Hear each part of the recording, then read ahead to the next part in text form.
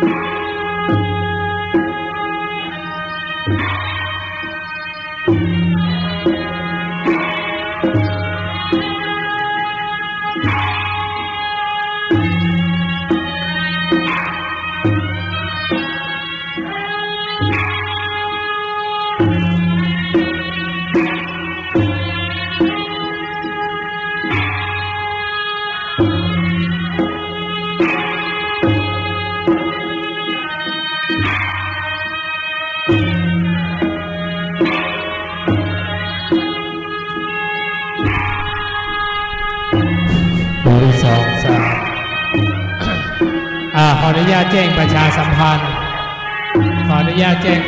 พันธ์นะครับศรัทธาที่กินข้าวน้ำก็ตอนเรียบร้อยแล้วเดี๋ยวขอเชิญขึ้นบนวิหารได้คนไหนที่เกิดปีมะโรงแต่กินข้าวน้ำก็ตอนแล้วขอเชิญขึ้นบนวิหารได้เลยเดี๋ยวรอสักครู่พระคุณเจ้ามาแล้วก็จะเริ่มพระคุณเจ้ามาครับก็จะเริ่มกินเริ่มทานนะครับเป็นลำดับไปดอกไม้ถวายวางตรงหน้าพระเจ้าเลยก็ได้ไหมไว้ข้างบนเลยครับไว้เต็มแก้วเลยนะครับไว้หั่นเลยประดับประดาสวยงามเจ้าโอ้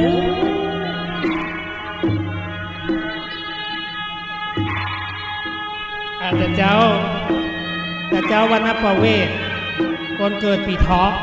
ชวดฉลูขานทอง4กรรมเรียบร้อยต่อไปที่จะชูชกปีมะโรงแล้วก็งูน้อยใส่กันเทศได้เลยครับใส่กันเทศได้เลย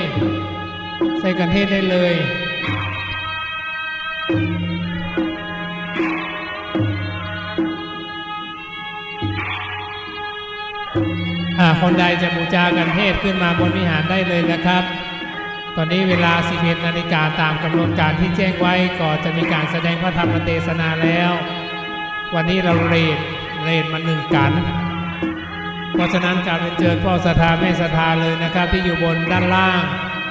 กินข้าวน้ำข้าวตอนเรียบร้อยก็ขอเชิญขึ้นมาวิหารได้เลย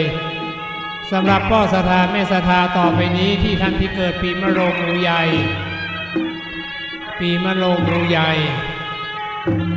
เดี๋ยวจะได้เป็นการซื้อโพราชตาประจำปีเกิด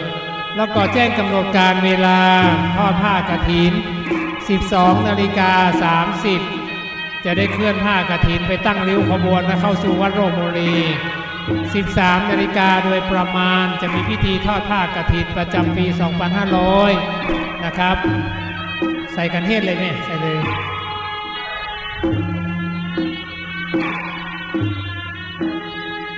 เชิญครับผมขอบคุณครับโชคดีครับโชคดีมีชัย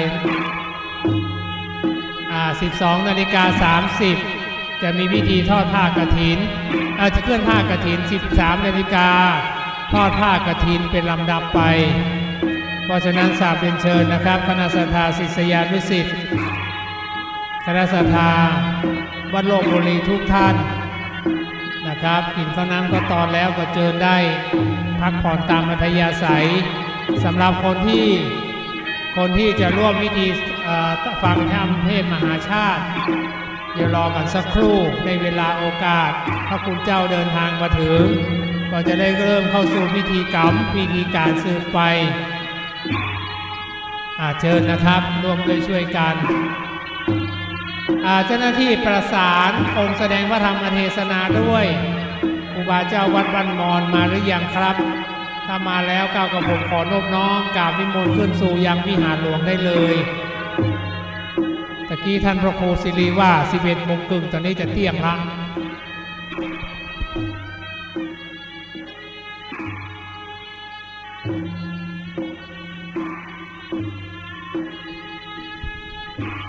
นิมนต์นะครับครูบาอาจารย์แต่ละรูปวันนี้ประเพณีไหว้สาตั้งธรรมหลวงหรือว่าเทศมหาชาติ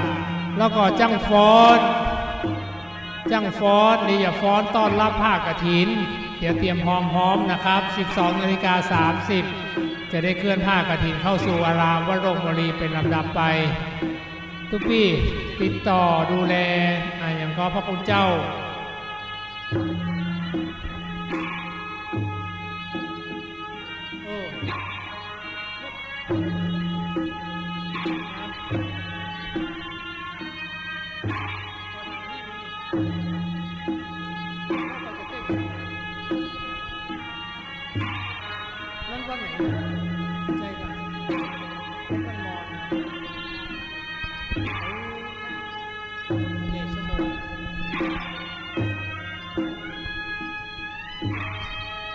เดี๋ยวรอพระคุณเจ้าแห่งกรรมจังฟ้อนของกลุ่มพญามังลายหอคำพญามังลายก็มาละวันนี้จังฟ้อนคนงามมาแล้วรอกันสักกรรม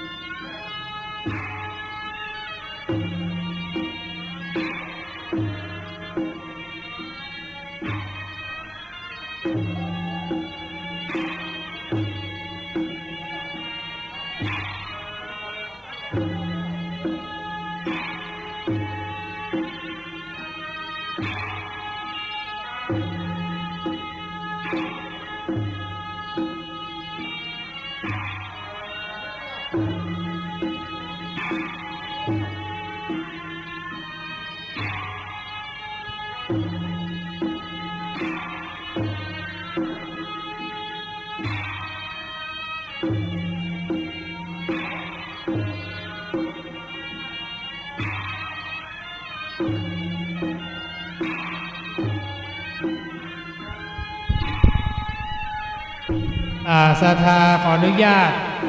เอาตอนนี้การจุลพลมาแล้วเอาจุลพลขึ้นก่อนคนใดเกิดปีงูน้อยคนเกิดปีงูน้อยมาแล้วเนอะเชิญเลยคนเกิดปีงูน้อยมาตั้งหน้านี้งูใหญ่ไว้ทีหลังงูใหญ่ไว้ทีหลัง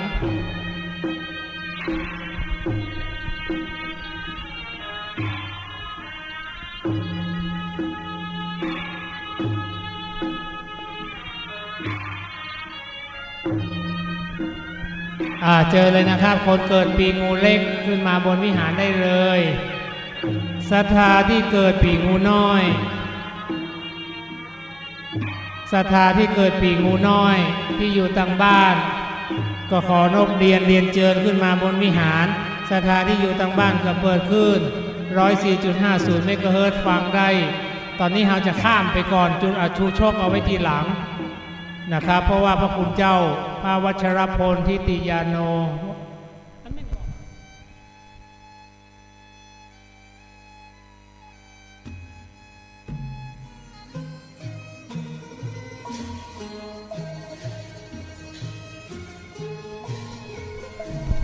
งูน้อยขึ้นมาเลยนะครับงูน้อยขึ้นมาเลยงูน้อยขึ้นมาตอนนี้จะได้เทศฟังงูน้อยก่อนศรัทธาเด้อเชิญครับผมเดี๋ยวชูโชคจะไว้ทีหลังงูใหญ่ไว้ทีหลังเอางูน้อยมาก่อนเชิญเลยนะครับปอศรัทธาคนไหนเกิดปีงูเล็กมานั่งหน้านี้ก่อนจะได้จุดเทียนซองธรรมคนเกิดปีงูน้อยมาขอบคุณครับผมวัดผงขาวหางดงพระจิรายุทธพัทรเมธีก่อนท่านพัทรเมธีงูน้อยมาเลยครับผมงูน้อยคนเกิดปีงูน้อยจุลปนมะเสงคืองูน้อยพระธาตุประจำปีเกิดคือพระธาตุพุทธคยาประเทศอินเดียบทนี้มี35พระคาถาเจอเลยนะครับสำหรับพ่อแม่ศรัทธาที่อยู่บ้านพ่อแม่ศรัทธาที่อยู่ต่างบ้านอยู่ว่าอยู่ไกลอยู่ใกล้อยู่กรุงเทพอยู่เชียงใหม่เปิดขึ้นพระพุทธศาสนาฟังธรรมพระพุทธเจ้ามหาเวสสันดรจาดกก็ของบเรียนเจิญอยู่ต่างบ้านกับข่าวใหญ่ฟังได้ร่วมทำบุญทำกุศลสืบไปเจอนะครับอย่ารอกันสักกัมมาเสียงงูน้อยเนี่ยถ้าสังมาเด้อถ้านั่งปื้นสะดวกนั่งนี่ก็ได้นั่งลุกไปไหนถ้านั่งสะดวกนะถ้านั่งแบบสะดวกกับปีกไปนั่งเก้าอี้นั่งนี่ก็ได้เดี๋ยวให้ไฟมาเจอเลยครับพระคุณเจ้ามาแล้วคนเกิดปีงูน้อยมาขจายเป็นอย่างละครับตอนนี้พระคุณเจ้ามาแล้วขอกราบพระราชนานิมนต์พระจิรยุทธพัทรเมธีนะครับเมตตาจะได้ขึ้นสู่ธรรมาสแก้วสืบไปขอครบน้อมกราบพระราชนานิมนต์ครับ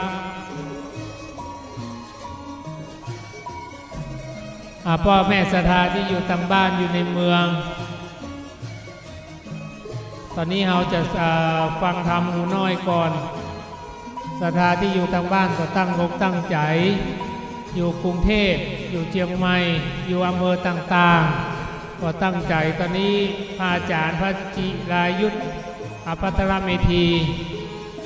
ก็เดินทางมาถึงแล้วขึ้นสู่ธรรมาสแก้วธรรมาสคำมาเรียบร้อยแล้วลำบากไปนี้คนที่เกิดคือปีงูเล็กจะได้ขึ้นจุดเทียนซองธรรมเชิญครับ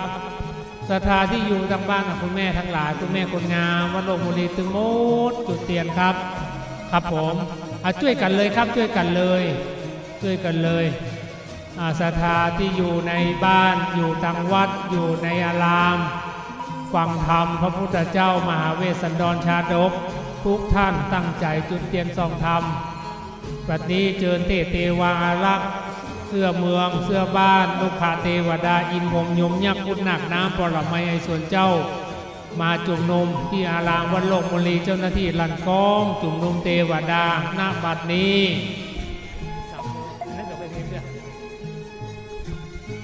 เจ้าหน้าที่ปิดเสียงเพลงกรรมตีกองกรรมจุนรังกันปัมปังนินทิตังก็บริมาณเสียงไปโจรบัดนี้ก็มารอจุรปนกั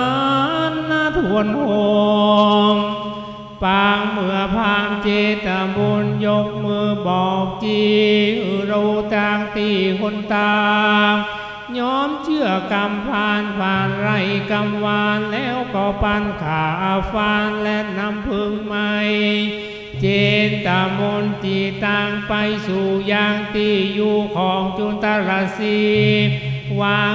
รันกิรีไปซื้อนางคาถามี30 แห่บาทปารี บัดนี้ขอนิมนต์ลูกศิษย์พระมุนีตนให้หยุดโยนขึ้นนั่งธรรมาสแล้วเทศนาธรรมอนุกรรมปิมังปะชังอาราธนังกาโลมังโสนันโต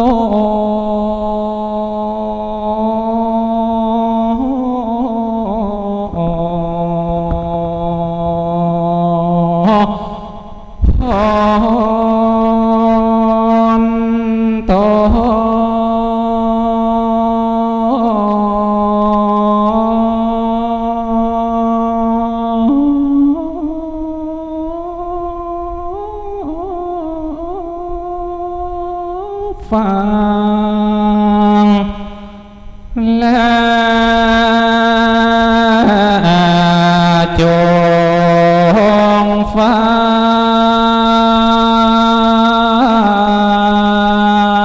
ง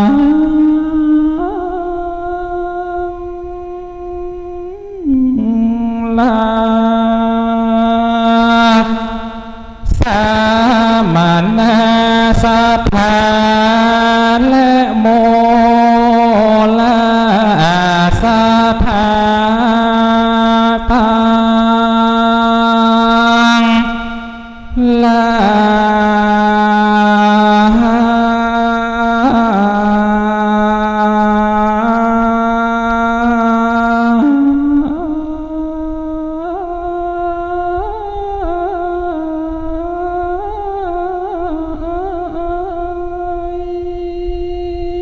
ตังเด็กยิงใจหลวงลายใหญ่น้อยที่ปากันมานั่งฟังธรรมเป็นระเบียบเรียบ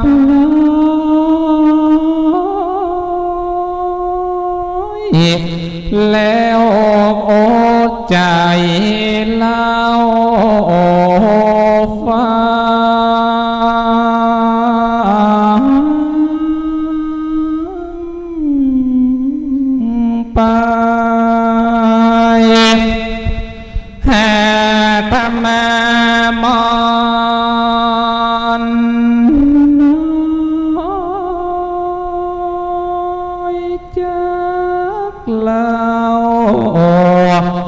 จา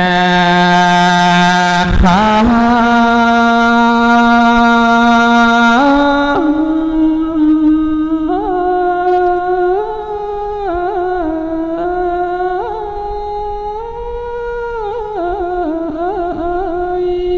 เรื่องของวัฒนธรรมล้านนาไทยกัมิลาแบบเบา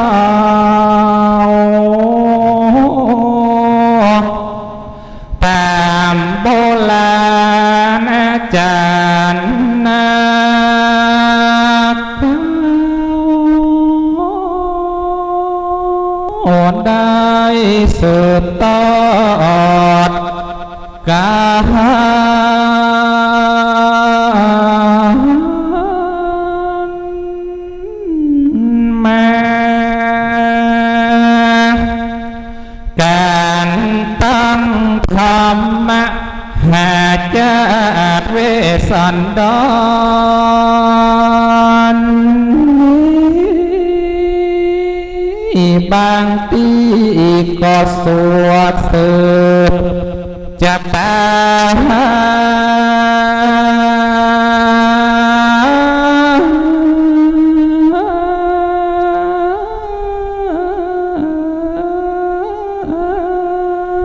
เหตุว่าทำแต่รับผูกนั้นนะเป็นธรรมจะตาปีดังอ่าน อย่างทำผูกนี้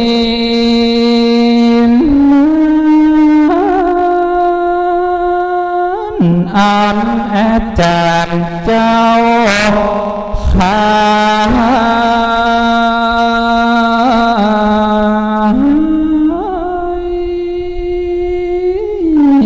มาเป็นผูกที่หกแล้ว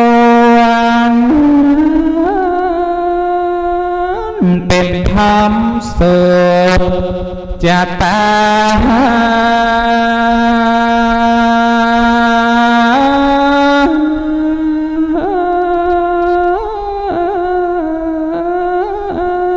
ผู้ที่เกิดปีมะเสงนั้นนางูน้อยเนื้อเจ้า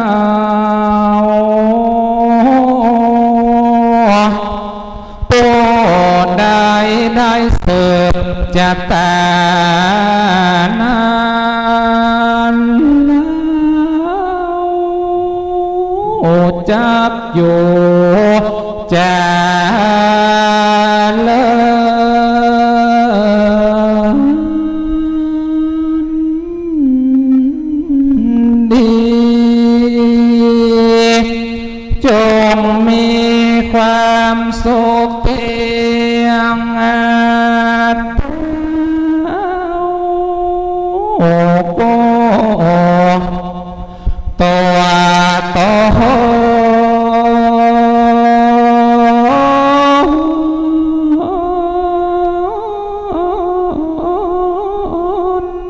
สุขในเมืองคนบ้านโนดในโลกแลขอศรัทธาพ่อแม่ปานจุงได้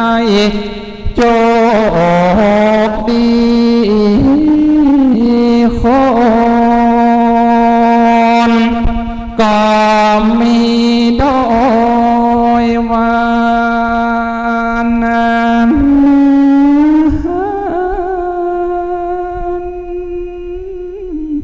เลนะ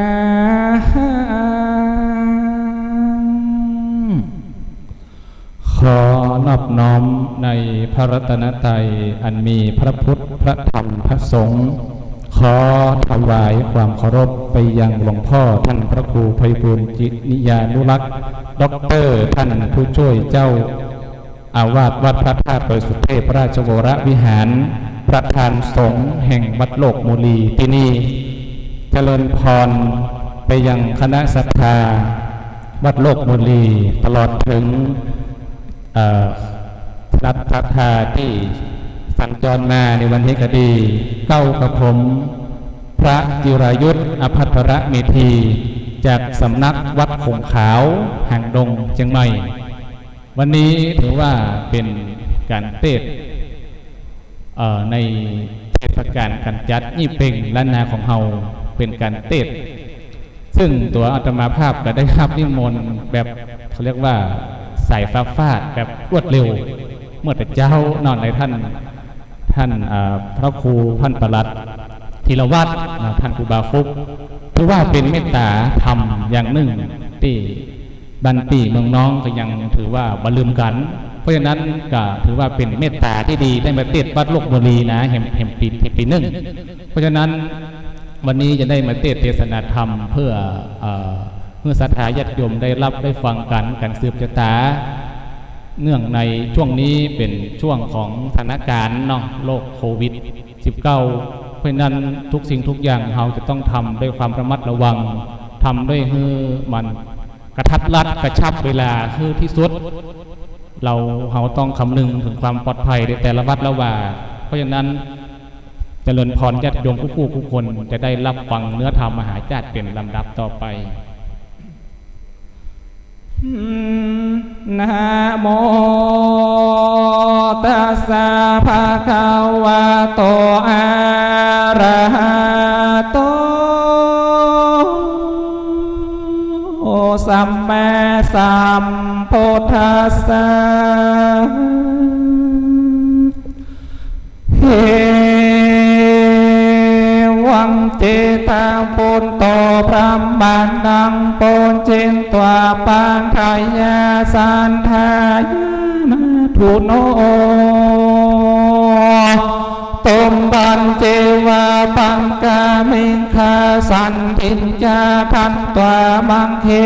ทาเปตุทักขิราหัตถังพงที่เป็นตัวมหาสันสาวาสโนกาสังอันติขันตุดับธรรมเทศนาส่วนว่าพันเจตาบุญผู้ใจงามยังจูจากาพามเทาเฮออิ่มโดยเขาแนมโพชานอาหารเลี้ยวก่อเฮอโตมพาอันใหญ่อันเต็มไป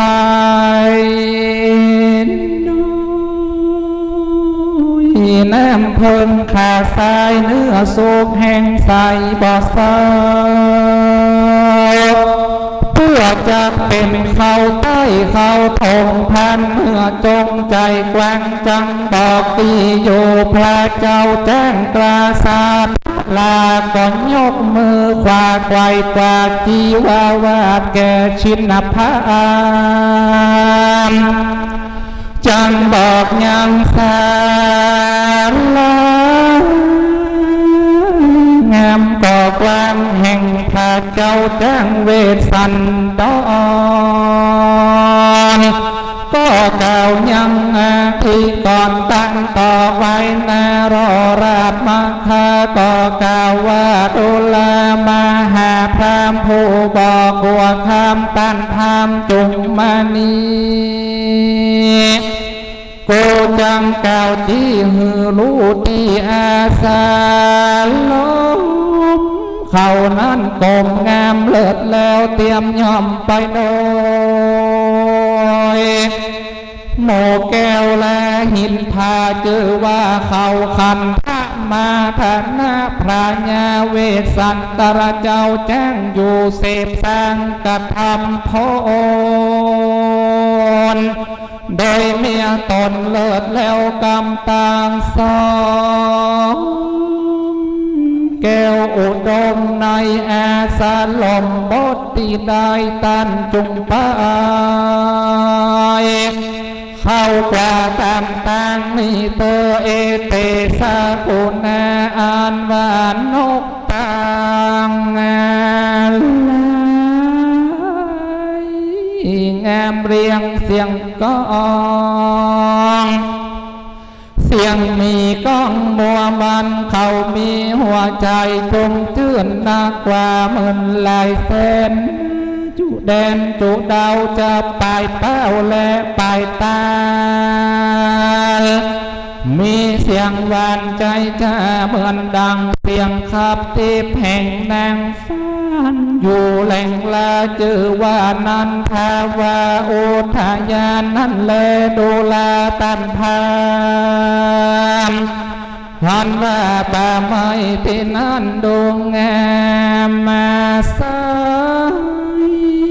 ภายพองเต็มไปโดยดอกไม้ย่องเลี้ยงลายแม่นคนตั้งลายคงได้ไปหลอดหันในป่าที่นั่นก็เฮยินดีเป็นที่สนุกดีเส้นเต้าแม่นโคนอยู่เก่าก็เฮยินดีอันสามโมอันว่าอาสาลมโบตันใต้กำอินตาตีลาแต่งไว้ดูงามบอกว่าคำเข้าสู่เหมือนตีอยู่แห่งเทวดาตั้งหลายนั่นแลพามเฮย ยดูแลท่านผู้เฒ่าท่านจงเข้าใจฟังโบกรณีอันประเสริฐดอกบัวเกิดแก้มอุบลจังกรสนกีบการดังดอกต้านและดอกบัวเครือหลดตกเนื้อแก้มผักบุ้งโลดสาดบุ้งแก้มใบคือตากไปลายซ้ำเกิดเป็นน้ำหอมหวานจูเจียงคานใจจะเหมือนโบกรณีฝากฟ้าอันอยู่แหล่งลาคงสวรรค์นั่นแลพำเฮย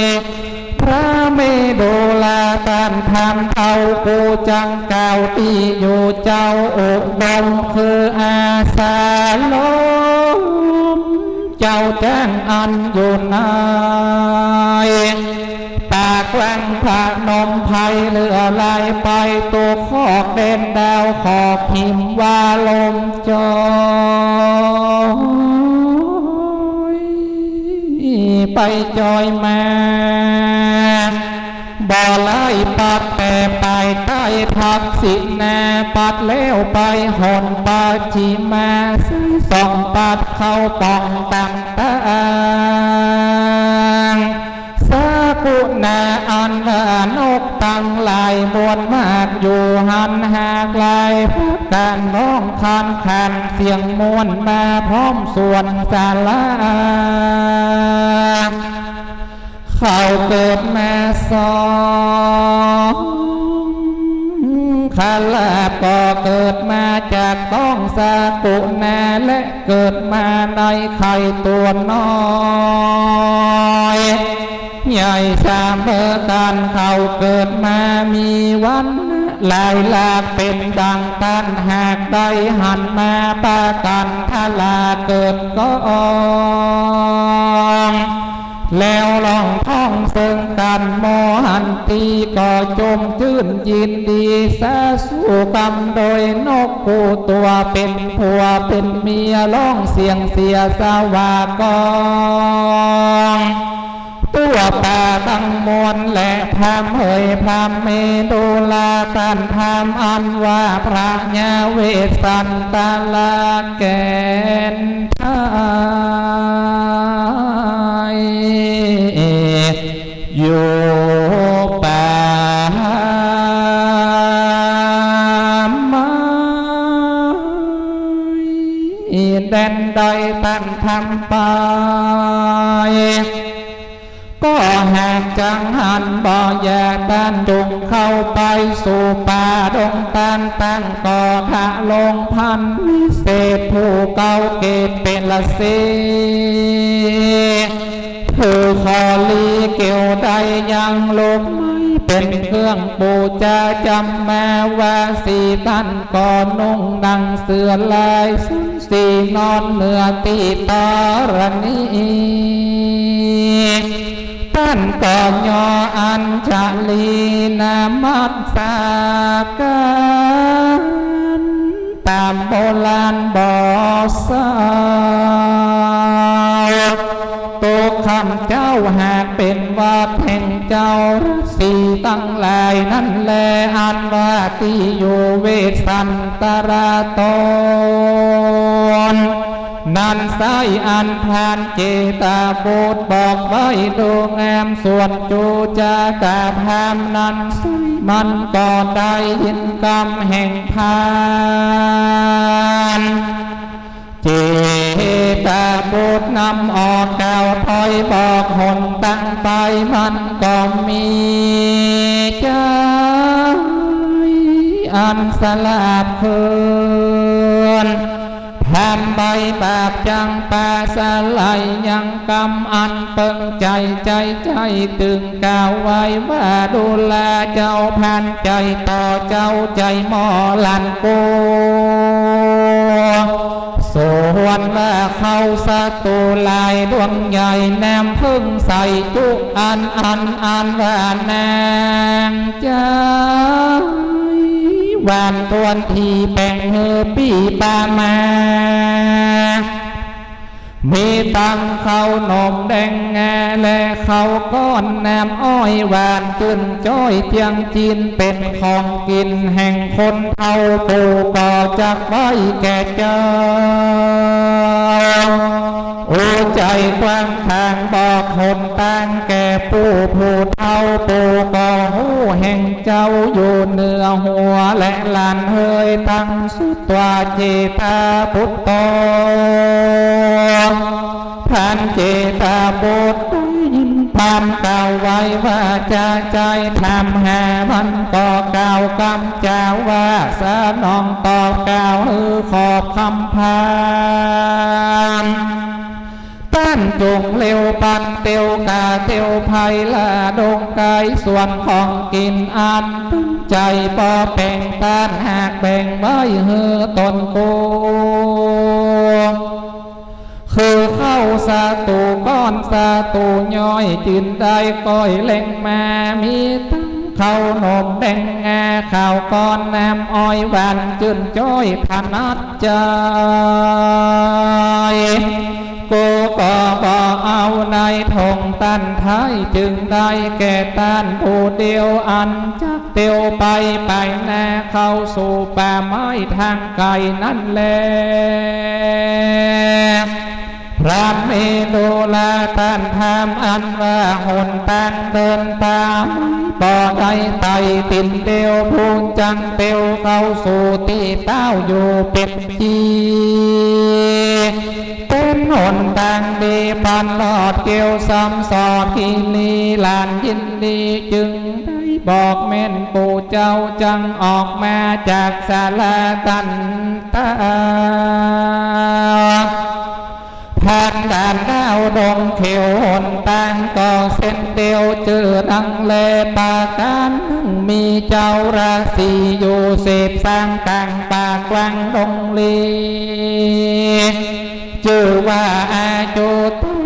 สีตนสักสวัสดิ์เทียนยอมกินลูกไม้หาทั่วมันเป็นของฉันตุกคำเจ้าบ่โศกเศร้าหิงสากะทำเมตตาภาวนาตุกเมื่อใส่ใจเชื่อยินดีบวชเป็น40สร้างแป่งไฟข้างตั้งเดียวผมบ่เขียวสักเส้นบ่ตื่นเต้นโมหามีทันตาพรำพรเขียวบ่ย้อมส่องเก่างามมีหัวตินตามไปด้วยฝุ่นบ่ซ้ำคุณกันใดทะลงสินใสสาโลดต้านเข้ามาบวชก็สดใสตั้นใจเป็นพระเต็มองค์อาจแล้วก็กวดบาทเป็นชาดาจำมะวาสีนุ่งเสื้อหนังเสื้อลายที่ทวนเงายิ่งล้วนปอวานอนเหนือดินนาบ่มีศาสตร์ใบไม้ลาดปูเนื้อดินสัทธายินจืนจอบไว้นบน้อมเหนือกองไฟมีเปลว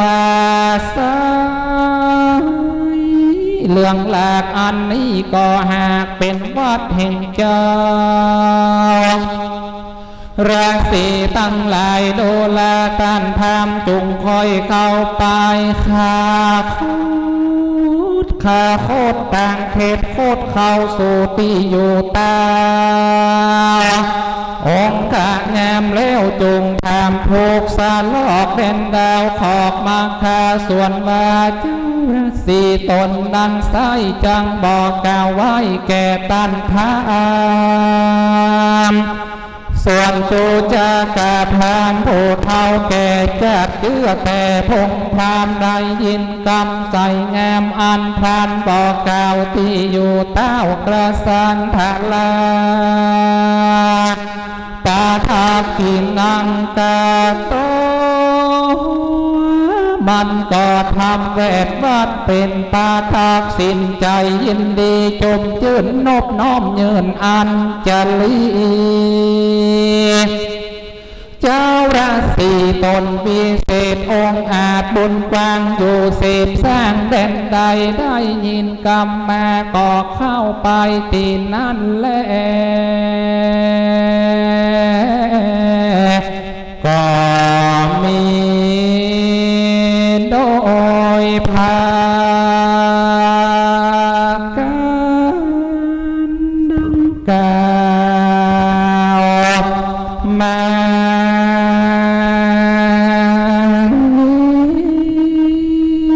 นี้แลนะโพโทเมนะโพ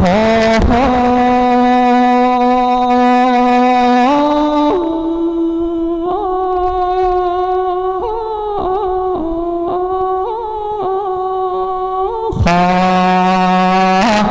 เอาพระพุทโธเป็นที่ตั้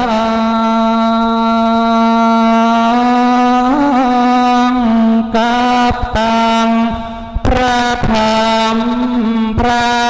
สังฆเจ้า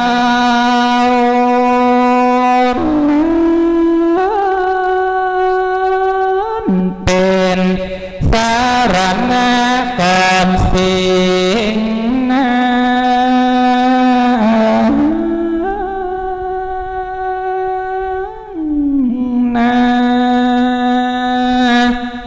หาตั้งเฮือแล้วสมดังกำผาดพนา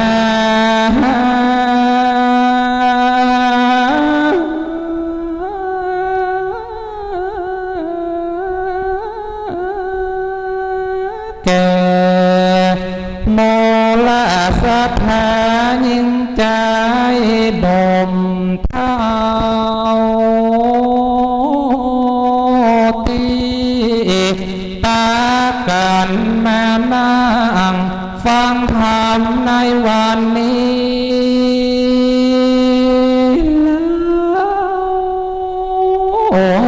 สมใจเจ้าโกข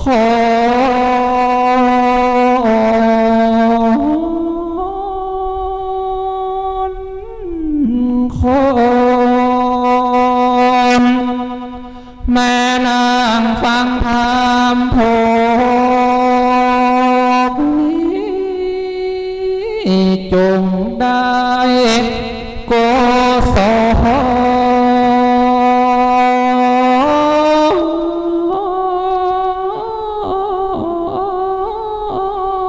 ลและสอนได้แม้บันดลผลละบนใหญ่กว้างพัฒนาอันใดขออย่าได้กาดหนาวจงได้เสพสร้างก่อ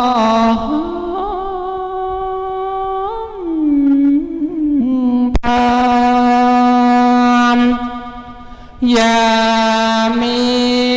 ข้อ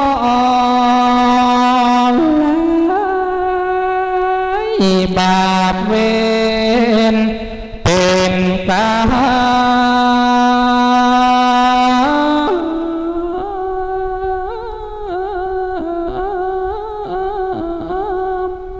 จงมีพระธรรมปกครองห่อหุ้มขอไปปกห่มนาตุ้มปนรอดพายลีสา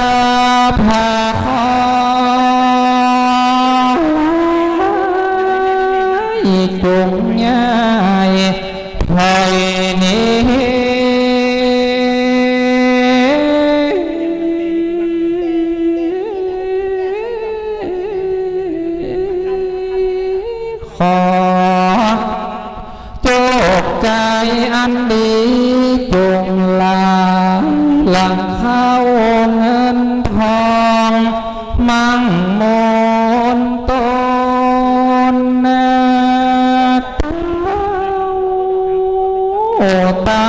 แก่เท่าโกยิ่งใจได้โชคลาภไป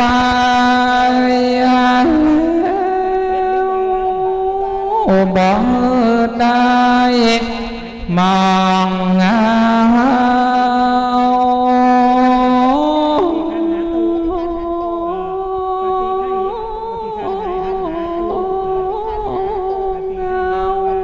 อย่าได้มัวเมาสนุกมวนเล่นขอได้หลีกเงาจากสิ่งนั้นก็มีวันนั้นแลนะ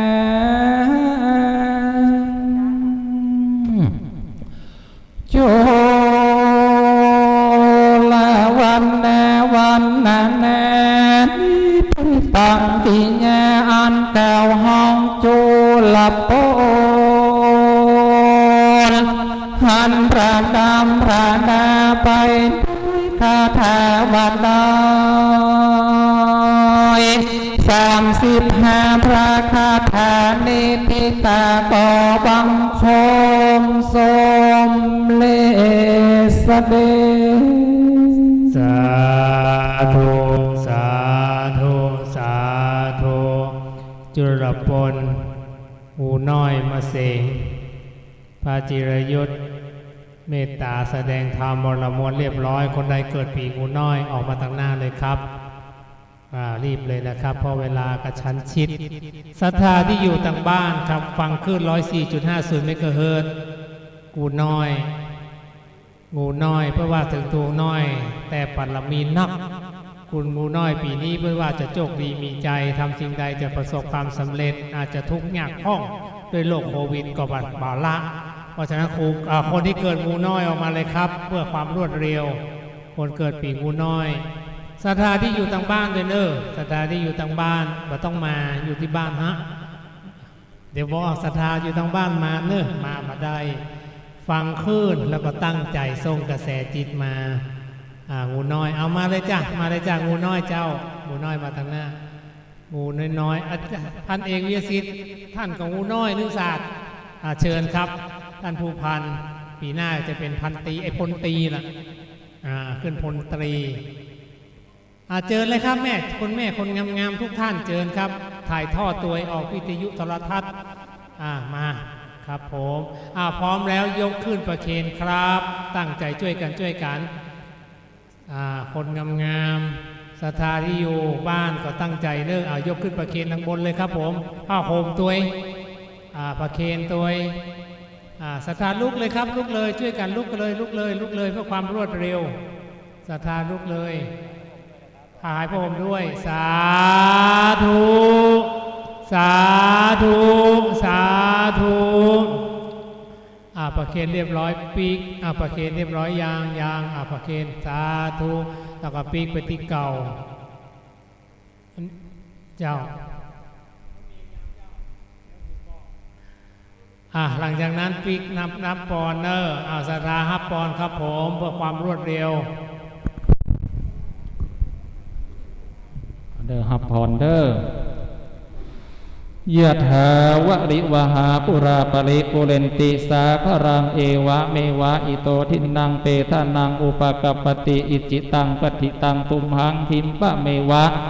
สมิจฉโตสัพเพปุเรนโตสังกปาจันโทปนะรสโสยะถามณิโชติรสโสยะถาสัพพิติโยวิวัจจันโตสัพพะโรโควินาศโตมะเตภวะตวันตารโยสุขีทีคายุโกภวะอภิวาทนาสีริสานิจังวุธาปัจจายโนจัตตารโอธรรมาวัฏันติอายุวันโนสุขังภะลังสาธุสาธุสาธุ วันตามิพันเตสัมปังอาปาราทังกามาทามิพันเตเมยังกาตังปุญญังสามินานุโมทิตาปังสามินากาตังปุญญังไมหังตาตาปังสาธุสาธุอนุโมตามิ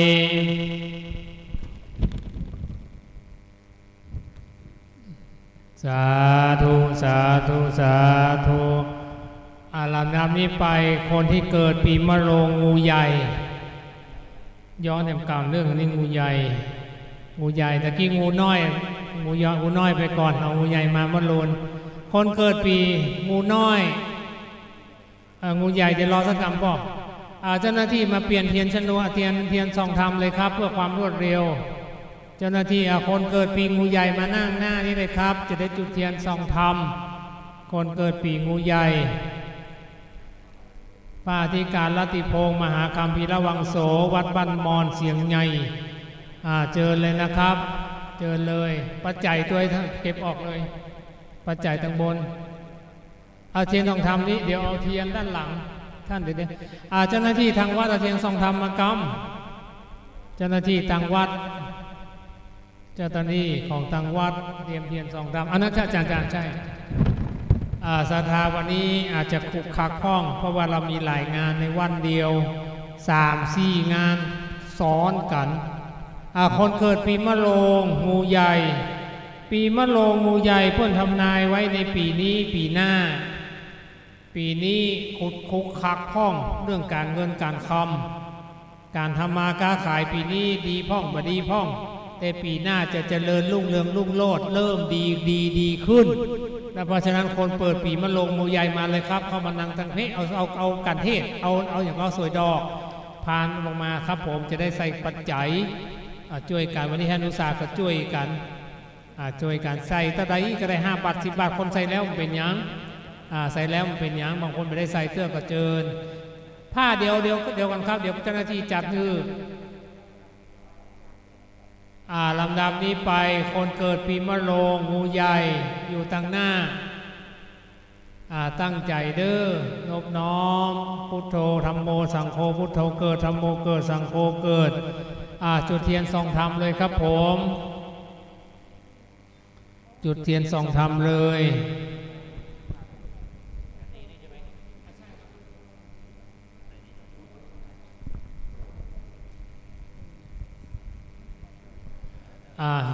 จูชกจุดเทียนส่องธรรมเลย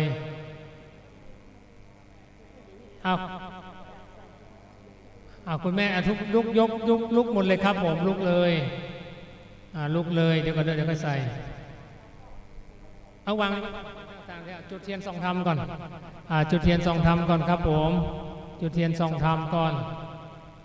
ครับจุดเทียนก่อนแตะกันเลยเจ้าหน้าที่ลั่นกองจุ่มนุมเทวดาเทปาหักนาบัดนี้ตามมันเตสนากันทวนสี่ก็แล้วตีสุดที่บรมวนก็มากำกวนรอดผูกทวนหาปางเมื่อปูงปีบามภูมิลามผูกน้ำเมียงามเจือมินตันตามไปหายังคาไทยพามถ้อยดีกว่ามีดีก็รีบดังโดนลีดีบ่จ่าพรามเราลงป่าไปอยู่เมืองหลวงก็ถามมาหาพระองค์ตนใหญ่จากเมืองไลพรามนีดังพระคาถามีแต่เก่านับอาจได้79 บาทพระคาถาบัดนี้ขอกรมกราบอาราธนาลูกศิษย์พระมุนีตูนเลิศแล้วขึ้นนั่งธรรมาแก้วแล้วเทศนาธรรมอนุกรรมปิมังปะชังอาราธนังกะโลมาศรัทธาญาติโยมสาธุชนทั้งหลายธรรมเทศนาผูกนี้เป็นการท่อน5ชื่อว่าจูจกอันมีพระคาถาว่าได้79 บาทคาถาธรรมเทศนาผูกนี้จะได้ลำดับลำดาไปถึงปู่พามอันเป็นปู่พามชูชกจะได้ไปขอยังชาลีกันหาอันเป็นลูกของพระเจ้าเวสสันดรเอามาเป็นค่าใจทาสีทาสา เพื่อเป็นการปั้มเรินเมียก็คือนางอมิตตาธรรมเทศนาผูกนี้นั่นพระครูฟุกบอกว่าขอกระชับเวลาหน่อยเหลือเวลาฮื้อตอนนี้แถม30 นาทีต้องอันนะกาบเป้ากาบเก้ากาบไปไม่ต้องเตะทำอย่างเดียวอีลูกเพราะฉะนั้นแล้วคนเกิดปีมะโรงงูใหญ่ก็ดีใครจะปูจากันเตะกันนี่ก็ปูจาได้ยังพอเหลือเวลาอยู่เดี๋ยวเตะทำก็คงจะพอฮื้อแล้วก่อนบ่ายโมงน่าโอกาสต่อจากนี้ไปเจริญศรัทธาสาธุชนทั้งหลายตั้งอกตั้งใจฟังน้ำฟังธรรมกันชูชกกันท่วนห้าได้น่าโอกาสบัดนี้ นะโมตัสสะภะคะวะโตอะระหะโตสัมมาสัมพุทธัสสะตาตากันลิงกันลัดเทตุนาวินธรรมพระมันนางกามาวานสีจุยังโอนามาพระมโนภิกขาจาลีญาณยังกังหาปันนานสีตังลาพินตาเอกันสัมมิงพระมันนางปุเลทัพเพตวาปุนาทานนังปาลิเยสนาทายาข้าโตเตลำดับธรรมเตสนามาเถิดเติงจุดอย่างกะพรามก่อนทวนหามส่วนว่าพรามมังห่างการสัตทันลาตั้งสี่พระองค์พ่อแม่ลูกออกไปปลูกสร้างเป็นละสีอยู่ในวงโกฏกีลีป่าไม้ในกาละเมื่อใดตาตาในกาละเมื่อนั้นยังมีพรามผู้หนึ่งชื่อว่าจูจางกับพรามยินลำบากตกทุกข์ยากเห็นใจจึงเดินไปแสวงหาขอเล่าใจก่อนใดของอันจับใจประมาณว่าได้ลอยก้างหาปานนาจักว่าได้ปันเงินทัลาพิจักจาลำดับมาแต่ตนได้ลอยกลางหาปานนาและเลือนแห่งพรามนั้นเรามีสี่เสาเอาไม้เป่าหนุ่มมาแปลงเยี่ยย่องแย่งย่องแย่งย่องแย่งย่องแย่งแย่งย่องย่องแย่งแม้นว่ามาคืนแกว่งห่างก็ไวแม้นว่าแมวไอก็เฟื่อนก็ใจหาเจ้าตีไว้ทงคำบ่ได้จากไว้บนหัวก็ว่าเป็นจ้องจากไว้หน้าป้องก็เยาวชนจากโจกมันจริงโป๊กเอาคำไปเล่าจักยายไปฝากตีสักกุลขี้ร้อยบ่มีสั่งเท่าหวังใจไฟห้อยย่องนางสาวน้อยจริงลิงกันว่าฝากไว้แล้วก่อนหนีไปขอแถมเล่าจับมาทำของเก่าแห่งตนหนีไปเหมือนจะล่ำพลำว่าได้หลายปีหนีไปเหมือนหลายกว่าเขาก็ว่ามันหนอมือมอนจริงได้ไก่ทงทอน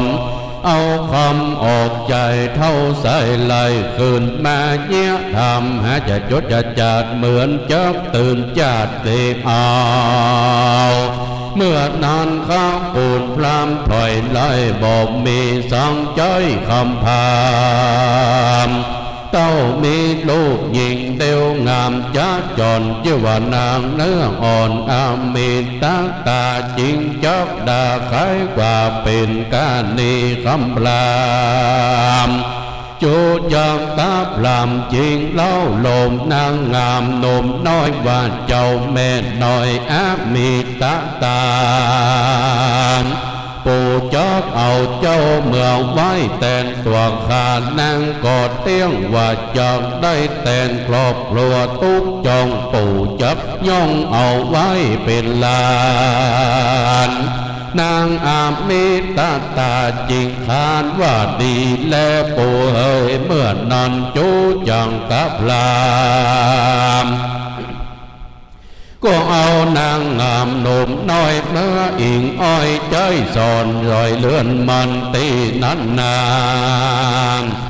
หมู่พรามตั้งหลายก็มันหันยังนางอามีตาตาปั๊มเลินปวดเท่าจุวันคำเจ้าวันยามพรามตั้งหลายจริงเจ้าไปดาเบียงแห่งตนเมื่อนอนนางตั้งหลายเขาก็มาจุ่มหนุ่มกันยังตาลงเอินด่านนางอามีตาตาว่าดูลาอามีตาตาเฮยพ่อแม่นางมีใจรักเพื่อยองนางหนุ่มน้อยเป็นสาวจีจ้อยแก่พรามดังโกลำเปิงดูแม่หญิงนางผู้นั้นมีใจบาปเป็นข้าศึกหยาบจองนางจิงพูดไปเฮ้มึงนางแก่พลำเท่าดังลือจอบสมตัวนางน้องนาวได้ผัวเท่าซ้ำปูปูนมางลอยว่านางได้กระทำบุญใจเศร้านางจริงได้ผัวเท่ามากอดเจ็บกายแต่ดีลีที่นั้นนางอามีตาตาบ่สามารถทาอยู่ได้กอดลงให้เตียวน้ำลี่มันเลือนจูจังกับลามมันก็เจือนตาพอหันเมียล็อกลองให้ล่อมางหานางอามีตาตาจริงได้ใครกล่าวว่าดูลาต้านพรามอย่างให้กูได้เกิดในข้าปูนอันใดสักแห่งใจผัวเท่าแต่งกระทำการจูอย่างกาพรามยิ่งกล่าวว่าจากไปหายังข้าใจมาป้อมเลินเมียติดนานพรามเท่ามันก็จะไปเอายังสองกุมารอันเป็นลูกเป็นหลานแห่งปรัชญาเวสสันตลาดติดนั้นจูจังตาพรามปานลาอันเตวันดังหากบันดลเข้าหัวใจก็ลงเข้าไปสู่ปากวางปราณเต้ตั้งหิมมาปานมันก็เตียวไปจะใจสู่ป่าไม้ดงน้ำมาพลานเจตามบูดก็มาล้อมเห่าเท่าเล่าเก่ากว่าตายแม่พลันตั้งหลายอันผ่านเลี้ยงไว้32ตัวหนึ่งเชื่อว่าปูตูบแก้วเป็นเชื่อพบเชื่อขาบตัวหนึ่งเชื่อว่าปูตาบูมันจังสาบจอมลอยตัวหนึ่งเชื่อว่าปูดำมอยปูห่างกลางไปตัวป่าเสียงตัวละลายทีตัวหนึ่งเชื่อว่าไอ้หูลี่ห่างดอกตัวหนึ่งเชื่อว่าปูทองมันจังซอกในลมหลอนหันซัดมามันย่อมไล่คนเข้าไกลเป่าเปิบเอาตัวหนึ่งเชื่อว่าดาวสันเด็ดแม่นลงป่านได้7 วันมันก็ผ่านมาลอดตัวหนึ่งเชื่อว่าไอ้ดำปอตาแวน ตัวหนึ่งจะว่าไอ้ตาแมนแม่เต่าตัวย่อมเลยเนื้อตอนต่างตัวหนึ่งจะว่าแดงด่างมันจะนอนตั้งกลางเฝ้าเจ้ามันอยู่กันได้ตัวหนึ่งจะว่าอีจีใบหันอันใดเขาพบญาติเล่นกันกับยามเดียวตัวหนึ่งจะว่าไอ้สลับสเลวดำปอดจังลูสอดหาลอยก้อยหูตาแห่งเจ้าตัวหนึ่งจะว่าอีเต้าเป็นมาเต้าตังปอมันมาเล่งหมักต่างคอยแม่นใจลูกเป็นหนตางหันลัวแหล่งยังสามไปแทรกพบแล้วแบกลงโดยตัวหนึ่งชื่อว่าไอ้ตามอยแม้ใหญ่หันหวนล้านไหลตันใจตัวหนึ่งชื่อว่าไฟเดือนห้าตัวหนึ่งชื่อว่าแฝเดือนหกหันยาโจบบอดใดมันฟังไหลเลยตานตัวหนึ่งชื่อว่ามณีวันแห่งการหานหมู่มานเมงจังไล่ตามหลังพบกับตื่นกันกับหลอดตายตัวหนึ่งชื่อว่าได้การลายแข้งเต่าเป็นมาเท่าแต่เมินมาเตนานนาโมมาตี32ตัวก็มาหอมเห่าเท่าเล่าเก่ากว่าตายมันก็กระยือกระใหญ่ขึ้นต้นไม้สานต้านยานโต๊ะไม่กล่าวเปล่าว่าวโต๊ะไม่มีตีนมันยันแง่เก่าเอาไม้เต้าย่อขึ้นลา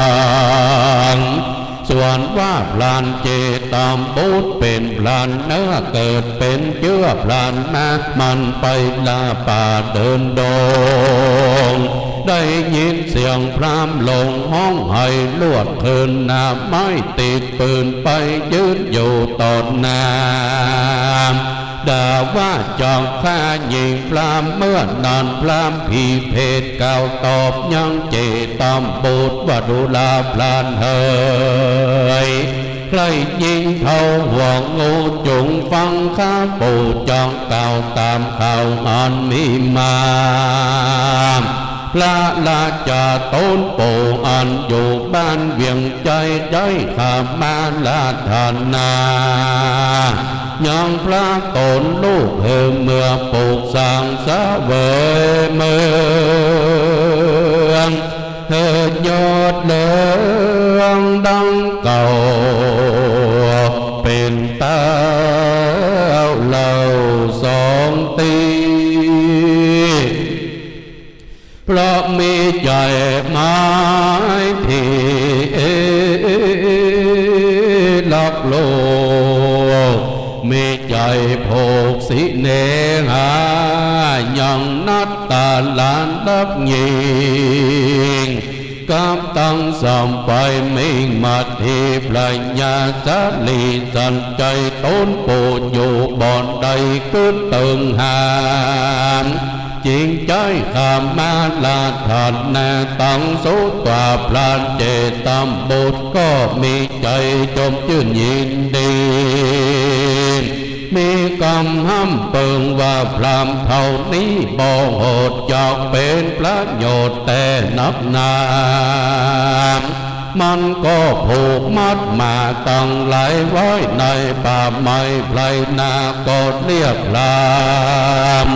ลงมาจากต้นไม้ว่าข้าจะบอกให้แก่มึงพรามอ่านโหดตาง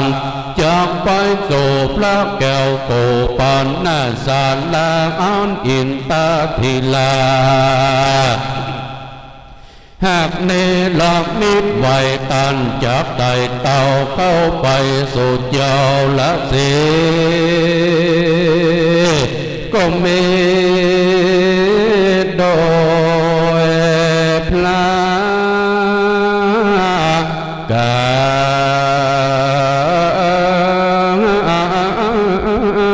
ดังกล่าวมานี่แหละนามโจ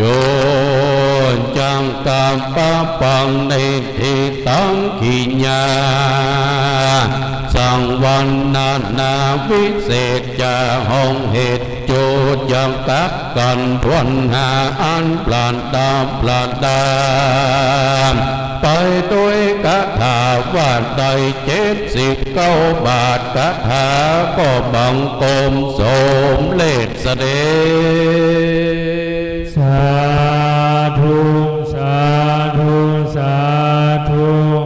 บรมวลเรียบร้อยชูชก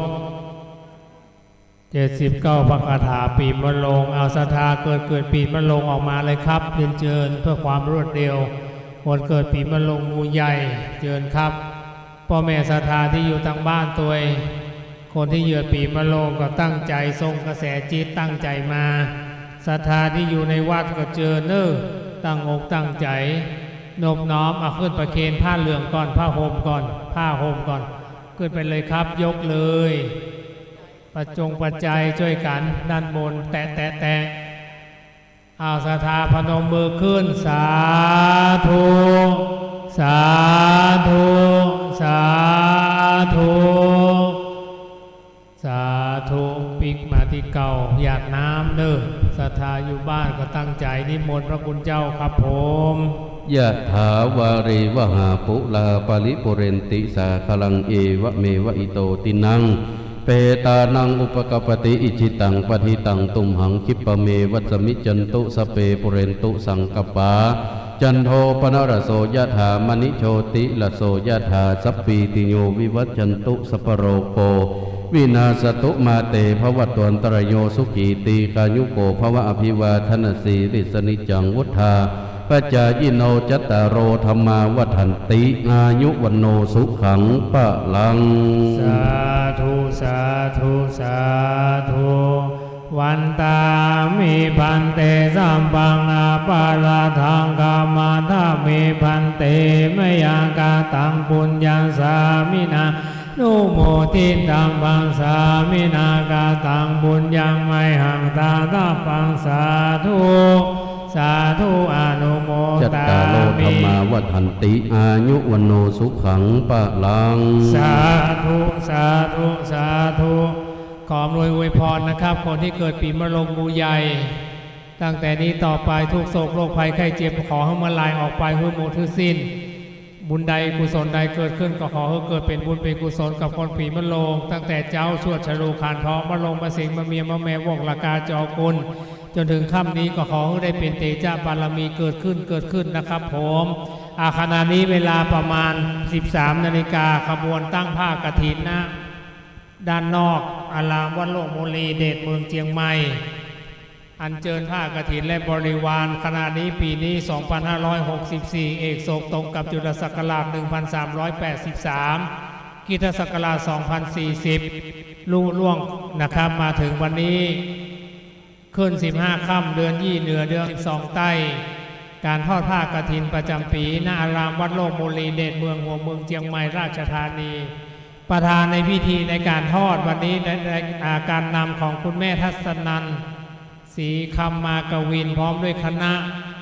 จากต่างประเทศและในประเทศนะครับและก็คณะลูกหลานญาติพี่น้องที่สำคัญขาดไม่ได้คือคณะศรัทธาวัดโลกโมลีนะครับน้อมนำวัดดีครับวันนี้แขกผู้หลักผู้ใหญ่หลายๆท่านนะครับอำนวยพรอวยผลเชิญครับเข้าด้านในเลยครับนี่เลยครับ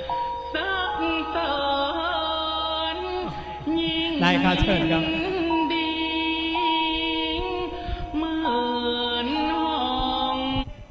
สำหรับด้านล่างมีการฟ้อนรับผ้ากฐินด้านล่างเชิญนะครับช่างฟ้อนจากขอคำพยามมังลายนะครับเชิญครับ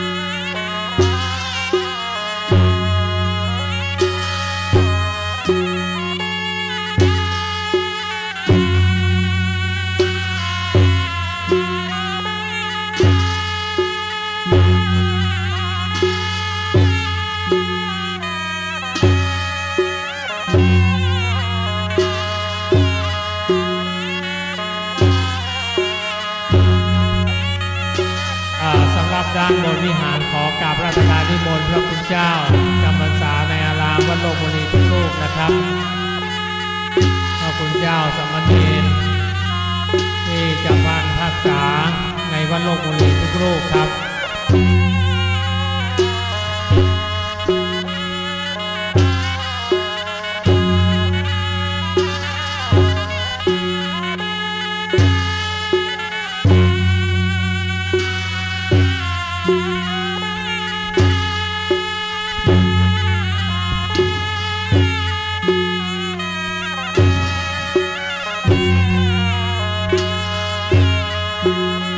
ปีนี้ 2564 พระสงฆ์จำพรรษาในวัดโลกบุรี 8 รูป สามเณร32 รูปนะครับเป็นมติในการทอดผ้ากฐินนะครับอานิสงส์กฐินเต็มรูปแบบตอนนี้ท่านพระครูไพบูลย์เจติยานุรักษ์ผู้ช่วยเจ้าวาดพระอารามหลวงวัดพระบรมธาตุดอยสุเทพ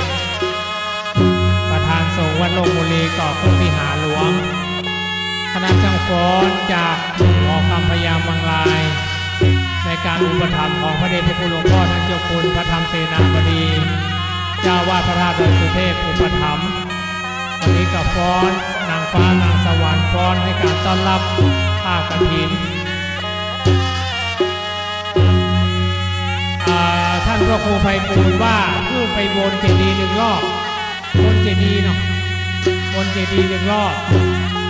บนเจดีย์แล้วก็ขึ้นบนวิหารด้านหน้า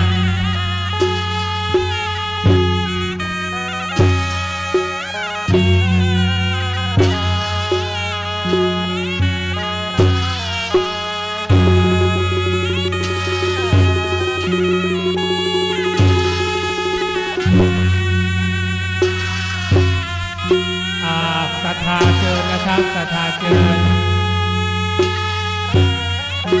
ศรัทธาเชิญนะครับร่วมด้วยช่วยกัน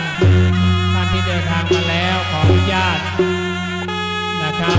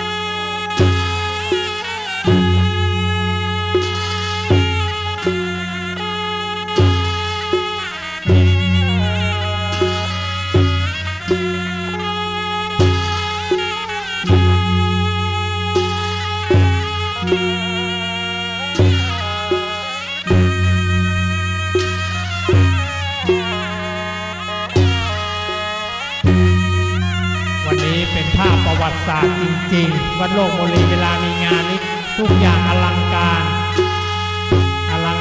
ในการจัดทำงานปีนี้โควิดจัดแบบเล็กๆ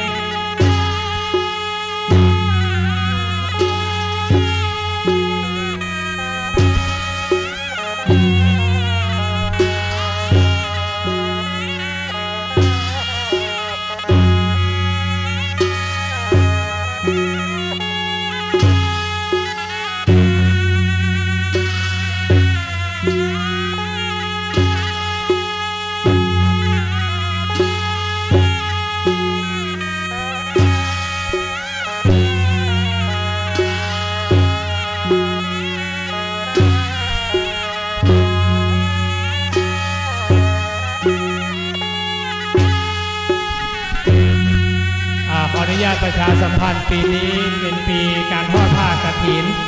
มีเจ้าภาพอุปถัมภ์หลัก1 เจ้าภาพแล้วก็คณะสัทธารวมกันเยอะนะครับหลายท่านหลายคนก็มุ่งมาสู่ที่วัดโลกบุรีมีคุณแม่ทัศนันศรีคำมากวินพร้อมด้วยลูกเราหลานเหลนน นะครับญาติพี่น้องร่วมกันเป็นเจ้าภาพวันนี้ค่ะแล้วก็หลายกลุ่มช่วยกันนะครับเป็นเจ้าภาพเพราะฉะนั้นวันนี้เราก็เป็นเจ้าภาพเหมือนกันจะเล็กจะน้อยจะมากจะใหญ่เราก็เป็นเจ้าภาพช่วยกันขอขอบคุณนะครับช่างฟ้อนเสร็จแล้วท่านพระครูไพบูลย์เมตตาดำริว่าอยากนำผ้ากฐินไปเวียนรอบองค์เจดีย์1 รอบแล้วขึ้นบนวิหารเพราะฉะนั้นเจ้าหน้าที่ดูแลประชาสัมพันธ์ด้านล่างนะครับพิธีการแนะนำคณะเจ้าภาพนำอัญเชิญผ้ากฐินบริวารกฐินจตุปัจจัยนะครับผ่านข้างวิหารและเป็นรอบประทักษิณ1 รอบองค์พระเจดีย์ทำไมต้องเวียนเทียนรอบองค์พระเจดีย์ทุกครั้งวันนี้คงจะไม่เวียน3 รอบเพราะเวลาไม่มีเยอะทำไมต้องเวียนรอบเจดีย์เพราะเจดีย์เป็นความสำคัญกับวัดโลกมุลีเยอะพระมหากษัตริย์ราชเจ้าโดยเฉพาะพระเมืองเกศ9ทรงสถาปนาสร้างไว้นะครับเป็นเจดีย์ที่พระมหากษัตริย์ทรงดำริสร้าง 2070 พุทธศักราชเพราะฉะนั้นวันนี้เราจะน้อมถวายเป็นพระราชกุศลแด่บุรพมหากษัตริย์ราชทุกพระองค์ตั้งแต่ราชวงศ์มังลายเป็นประถมมีพญามังลาย1ไล่ลำดับไปจนถึงพระเมืองเกศ9พระนางจิรประภามหาเทวีกษัตริย์แห่งเมืองล้านนาประเทศทุกพระองค์น้อมเกล้าถวายเป็นพระราชกุศลและที่สำคัญไปกว่านั้นอีกลำดับหนึ่งนบน้อมถวายเป็นพระราชกุศลแด่ราชวงศ์กาวิระฟื้นเมืองเชียงใหม่ฟื้นวัดพระศาสนาส่งเสริมกิจกรรมสืบมาเป็นต้นเพราะฉะนั้นวันนี้คณะศรัทธาที่ไปประทักษิณเวียนเทียนรอบเอานำผ้ากฐินขอนบน้อมตั้งจิตเป็นกุศลจริงๆถวายเป็นพระราชกุศลและที่สำคัญอีกประการหนึ่งถวายเป็นพระกุศลแด่สมเด็จพระสังฆราชโมรีนะครับประมุขสงฆ์แห่งล้านนาท่านประทับอยู่ที่วัดโลกโมลีแห่งนี้ในครั้งอดีตการเพราะฉะนั้นวันนี้เราตั้งจิตและเป็นกุศลนะครับต่อถึงอดีตเจ้าอาวาสวัดโลกโมลีทุกองค์นะครับพระภิกษุสงฆ์องค์เนรนะครับลำดับนี้ไปก้าวกับผมในนามคณะกรรมการขออาราธนานิมนต์พระคุณเจ้าจำพรรษาในวัดโลกโมลี 2564 มีพระสงฆ์8 รูปสามเณร32 รูปนะครับเพราะฉะนั้นหลังจากที่พระสงฆ์สามเณรนั่งเรียบร้อยวันนี้จะมอบพิธีกร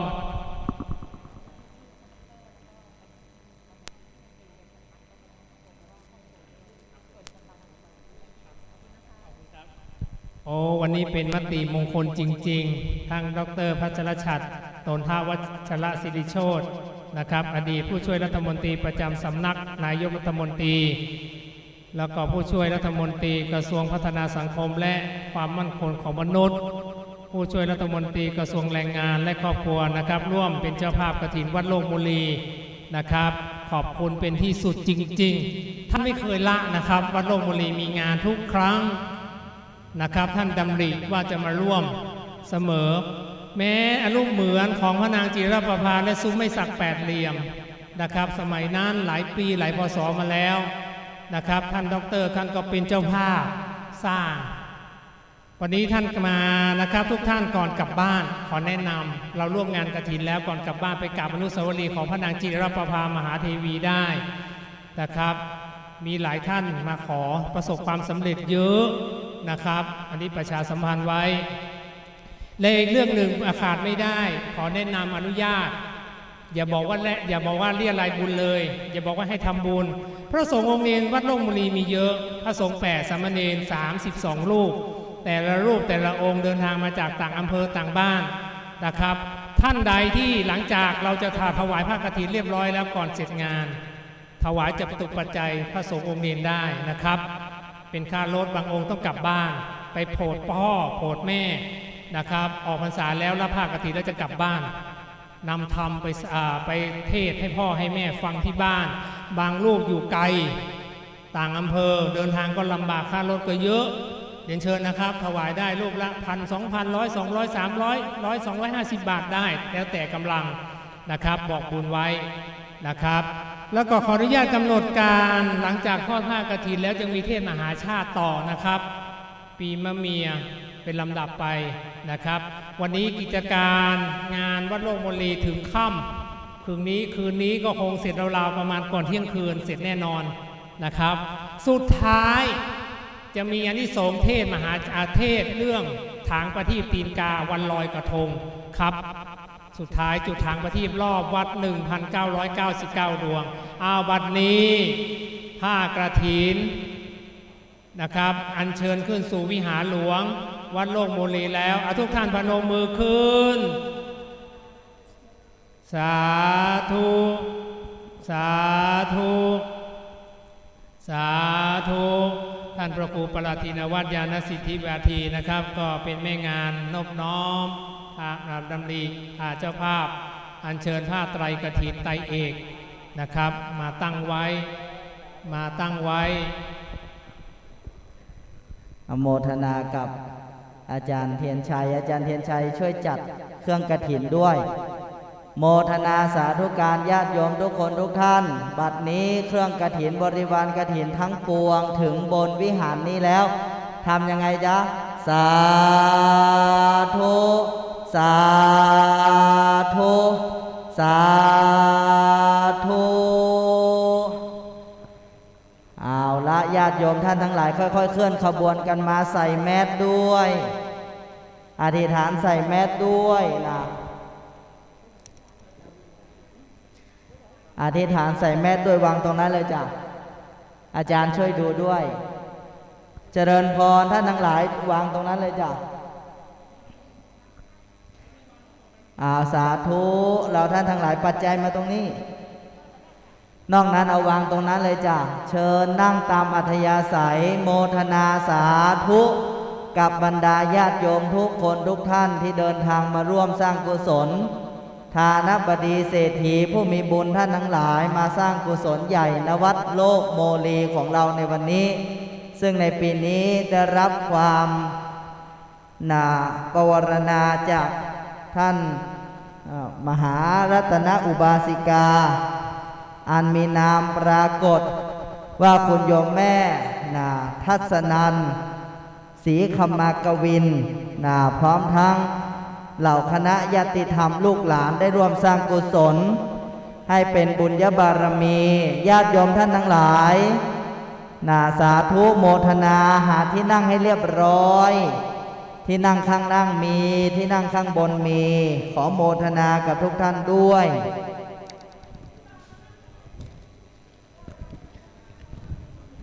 มานั่งข้างหน้านี้เลยจ้ะนั่งข้างหน้านี้เลยเอาละบัดนี้เป็นมหามงคลบัดนี้เป็นมหามงคลขอญาติโยมท่านทั้งหลายตั้งจิตให้เป็นบุญน้อมตั้งใจให้เป็นกุศลอโมทนาสาธุการกับคณะช่างฟ้อนด้วยสาธุสาธุโมทนาขอบคุณกับพ่อครูปังด้วย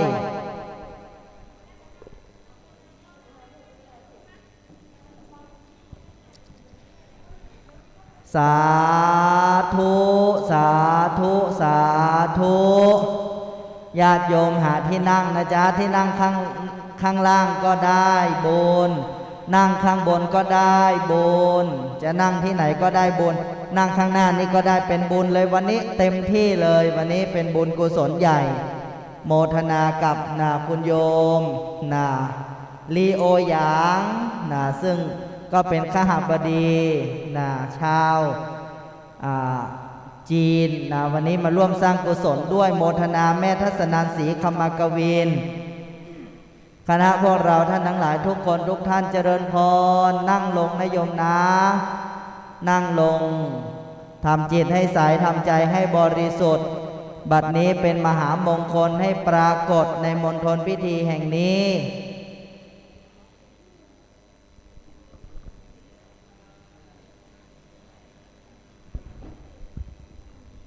ขณะนี้เวลา 13:18 นาทีก็นับว่าเป็นมหามงคลอย่างยิ่งจะปรากฏในมณฑลพิธีแห่งนี้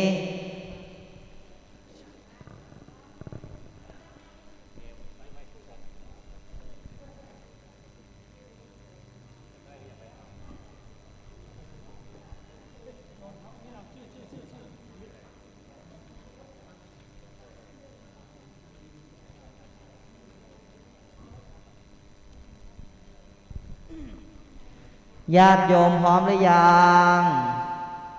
จะรู้ได้ไงว่าเราพร้อมสาธุการขึ้นดังๆ3 ครั้ง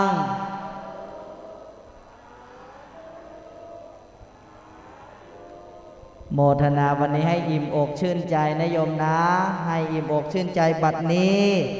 ได้มหามงคลสมัยจะได้ประกอบพิธีในการทอดกฐินประจำปีพุทธศักราช 2564 ณ วัดโลกโมลีแห่งนี้น้อมมหานุโมทนาสาธุกับรัตนอุบาสิกานามมงคลปรากฏว่าคุณแม่ทัศนันศรีคำมากวินพร้อมทั้งญาติโยมคณะลูกหลานญาติโยมสายทานบุญทุกคนทุกท่านวันนี้เจ้าภาพรวมไปถึงคณะกรรมการรวมไปถึงท่านประธานแต่ละสายมากันมากมาสั่งสมบุญสร้างบารมีณวิหารวัดโลกโมลีแห่งนี้ซึ่งในเบื้องต้นก่อนที่เราท่านทั้งหลายจะเข้าสู่พิธีขอเจริญพรญาติโยมทุกคนทุกท่านได้อยู่ในอาการอันสงบบุพเจตนาในเบื้องต้นก่อนให้ทานจิตใจสงบมุญจนะเจตนาในท่ามกลางระหว่างให้ทานจิตใจสงบเบิกบานปราปรเจตนาให้ทานไปแล้วไม่มีความติดข้องในทานนั้นจัดเป็นทานที่บริสุทธิ์ก่อนที่จะได้เจริญพรท่านเจ้าภาพได้อธิษฐานจุดเทียนธูปบูชาพระรัตนตรัยและเข้าสู่พิธีกรรมพิธีการเป็นศาสนพิธีโดยการทอดกฐินจะเป็นพิธีเปิดบาตรกฐินเสียก่อนโยมฟังให้ดีพิธีต่อแต่นี้ไปก่อนจะเข้าสู่พิธีจุดเทียนธูปบูชาพระจะเป็นพิธีอธิษฐานบาตรกฐิน1 ปีมี1 ครั้ง1 ปี1 วัดสามารถทำกฐินได้เพียงแค่ครั้งเดียวเพราะฉะนั้นบาตรกฐินจะมีกี่ลูกจ๊ะลูกเดียวการจะได้ใส่บาตรกฐินจะมีกี่รอบกี่ครั้งก็ครั้งเดียวเพราะฉะนั้นในการนี้เจริญพรคุณโยมพัชรจิวธนกิจได้อัญเชิญบาตรกฐินมาสู่หน้ามณฑลพิธีตอนนี้เลยอัญเชิญบาตรกฐินมาสู่หน้ามณฑลพิธี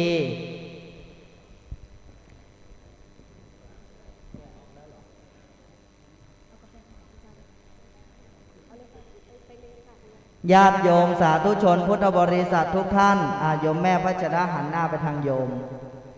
อันนี้เรียกว่าบาตรกฐินประเดี๋ยวเราทุกคนทุกท่านจะได้ร่วมกันอธิษฐานใส่บาตรกฐินทำไมที่นี่เขาเรียรายดีจังเลยตอนเช้าก็ใส่ตอนนี้ก็จะใส่แล้วจะถวายก็จะใส่อีกแล้วไม่ใช่เรียรายโยมวันนี้โยมบางคนไม่ได้เอาผ้าไตรมากฐินนี่สำคัญที่ผ้าแล้ววันนี้โยมแม่โยมพ่อโยมพี่โยมน้องบางคนไม่ได้เอาผ้ามาเอาทำยังไงก็เลยจะได้เจริญพรท่านเจ้าภาพเจริญพรท่านประธานวันนี้ให้ใจกว้างกับญาติโยมวันนี้ญาติโยมจะร่วมกันอธิษฐานบูชาผ้ากฐินของเรานี่ได้อานิสงส์ใหญ่สาธุวันนี้เราจะได้ร่วมเป็นเจ้าภาพผ้ากฐินที่ท่านประธานนำถวายด้วยเพราะฉะนั้นแต่นี้ไปขอญาติโยมทุกคนทุกท่านได้อธิษฐานปัจจัยใส่บาตรกฐินแล้วแต่กุศลและเจตนาอาตมาภาพมีเท่าไหร่ก็จะใส่ให้หมดเลยมันมีไหนก็ไม่รู้นะ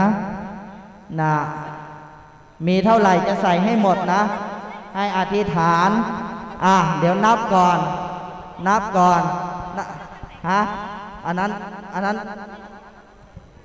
อันนี้โยมจะใส่เท่าไหร่ก็ได้โยมจะใส่แบงค์พันก็กลับมาโยมจะใส่เหรียญบาทก็กลับมาเพราะฉะนั้นวันนี้อาตมาประเดิมทั้งหมดเนี่ยหมดตัวตอนนี้นะหมดตัวตอนนี้ที่มีอยู่นี่มี5 แบงค์จะอธิษฐานนำเลิกให้ญาติโยมอธิษฐานร่วมกันนะให้ญาติโยมทุกท่านอธิษฐานเอาอธิษฐานว่าตามพุทธะมะอาโอนะโม พุทธายะวิระทะโยวิระโคนายังวิระหิงสาวิระทาสีวิระทาสาวิระอิทธิโยพุทธัสสะมานีมามะพุทธัสสะสวาโหมทานอันข้าพเจ้า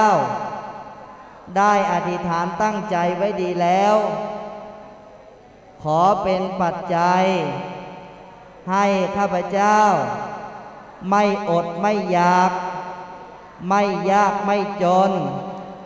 ไม่ต่ำกว่าคนไม่จนกว่าใครให้เหลือกินเหลือทานเข้าพระนิพพานชาตินี้จงทุกประการเทิน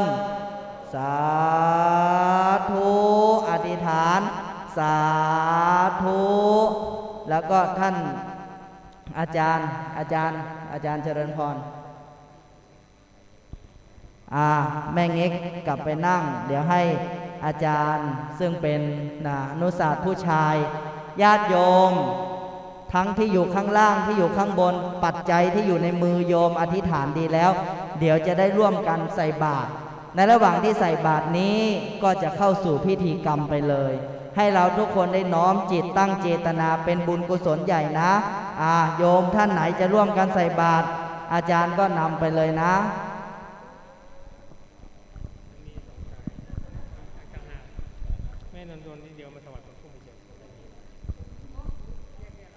กับขออนุญาตการรับการพระคุณเจ้าและศรัทธาสาธุชนท่านผู้มีเกียรติที่เคารพทุกท่านครับในช่วงนี้ท่านใดมีความประสงค์ที่จะบูชาผ้ากฐินเรียนเชิญนะครับได้รวมบุญรวมกุศลกับคณะเจ้าภาพใหญ่วันนี้นำโดย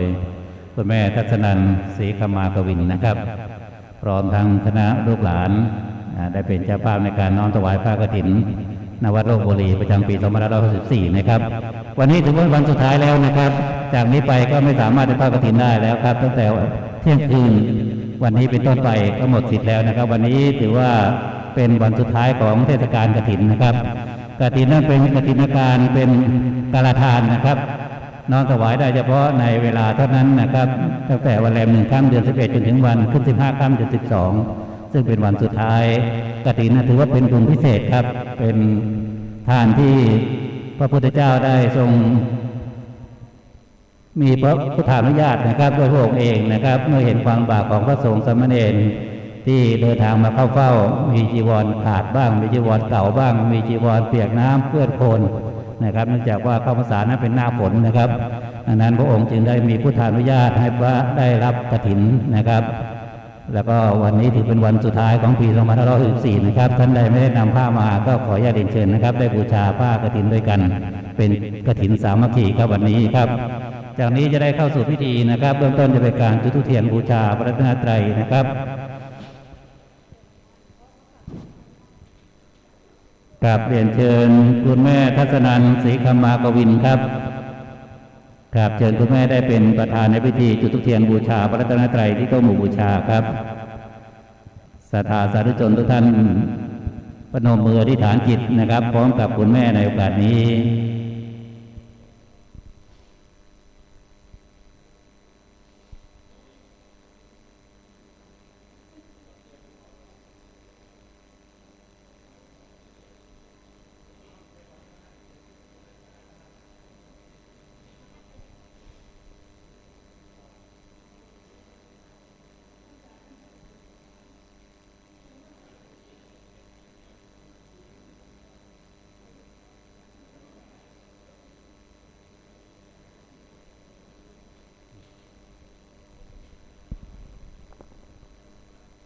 ครับเสร็จแล้วคุณแม่จะได้น้อมประเคนตรปัดพัดลองแด่ประธานสงฆ์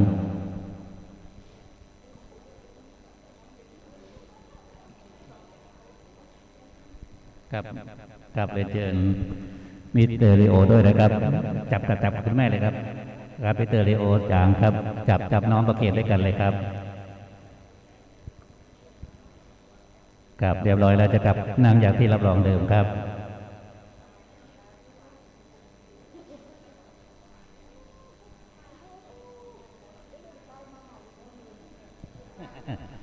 นั่นเห็นไหมคุณแม่มาทอดกฐินได้ลูกชายเพิ่มอีก1 คนแล้วกับจากนี้ไปท่านอาจารย์เทียนชัยจะได้นำไหว้พระสมาทานศีลนะครับ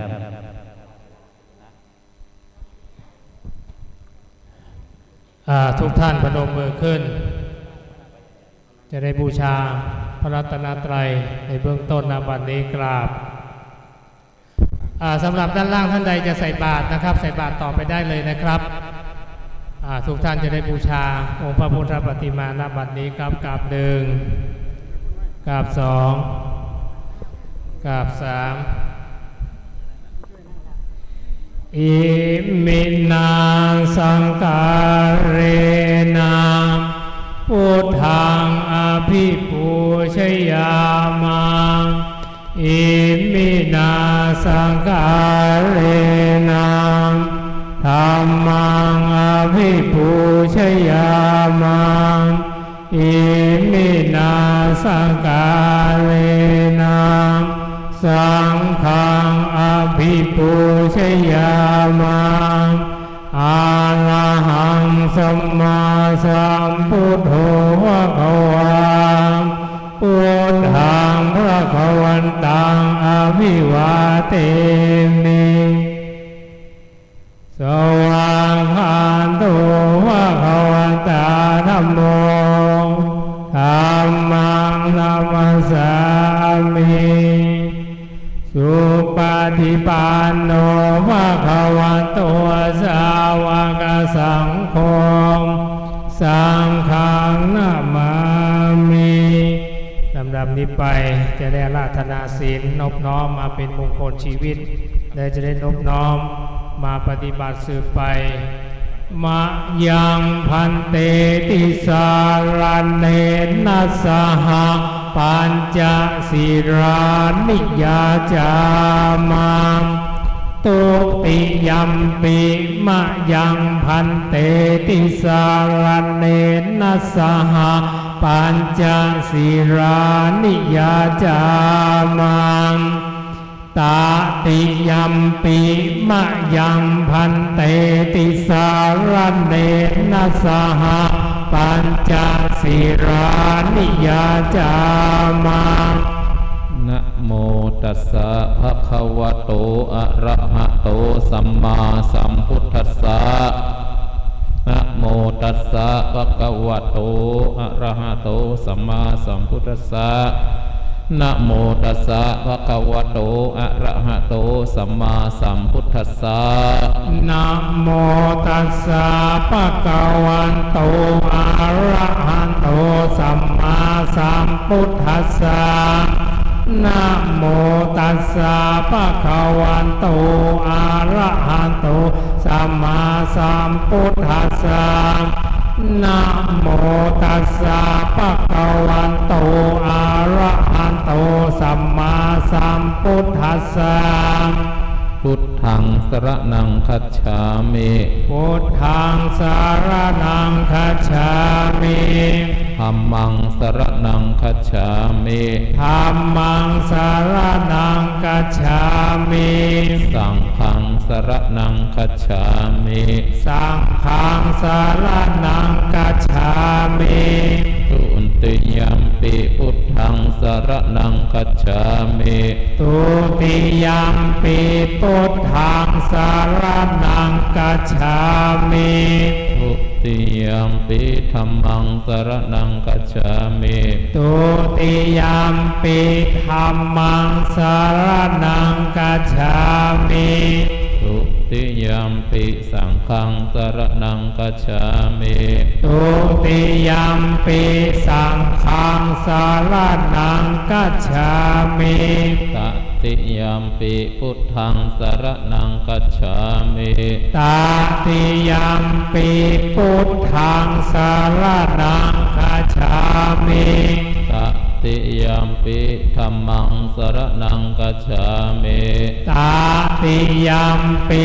ธัมมังสรณังคัจฉามิตติยัมปิสังฆังสรณังคัจฉามิ ตาติยัมปิสังฆังสารนังกัจฉามิปานาติปาตาเวรมณีสิกขาปะทังสมาธิยามิปานาติปาตาเวรมณีสิกขาปะทังสมาธิยามิอะตินนาตานาเวรมณีสิกขาปะทังสมาธิยามิอาตินนาตานาเว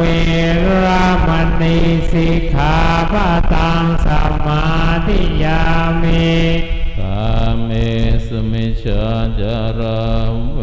รมณีสิกขาปะทังสมาธิยามิกาเมสุมิชฌาจาราเวรมณีสิกขาปะทังสมาธิยามิ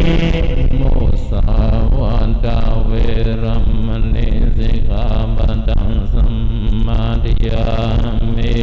มุสาวาทาเวรมณีสิกขาปะทังสมาธิยามิ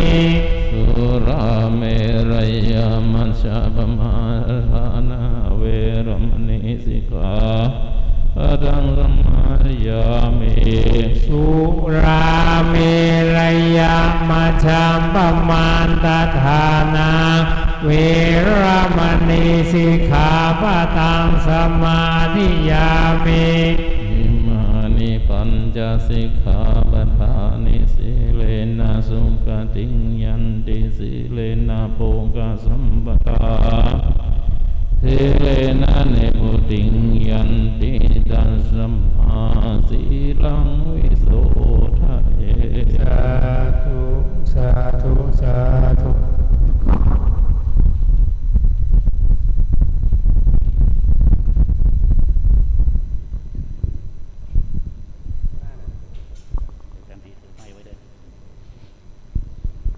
กับจากนี้ไปจะได้เข้าสู่พิธีน้อมถวาย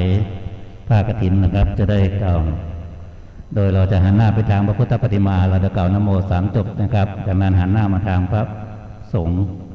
จะได้กล่าวคำถวายโดยคุณแม่จะได้เป็นผู้กล่าวนำคำถวายนะครับ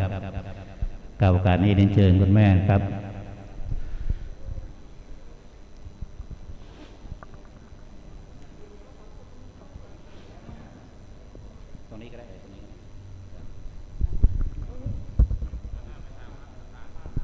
การเบื้องต้นหันหน้าไปทางพระประธานก่อนครับหันหน้าไปทางพระประธานอาจจะพอผ้าพอละนะหันหน้าไปทางพุทธปฏิมาประธานนะครับเราทุกท่านประนมมือครับเราจะกล่าวนโม3 จบพร้อมคุณแม่เลยนะครับนะโมตัสสะภะคะวะโตอะระหะโตสัมมาสัมพุทธัสสะนะโมตัสสะภะคะวะโตอะระหะโตสัมมาสัมพุทธัสสะนะโมตัสสะภะคะวะโตอะระหะโตสัมมาสัมพุทธัสสะหน้าประธานพระสงฆ์ครับคุณแม่จะกล่าวนำไปทีละวรรคเราจะกล่าวตามกันนะครับอิมังพันเตอิมังพันเต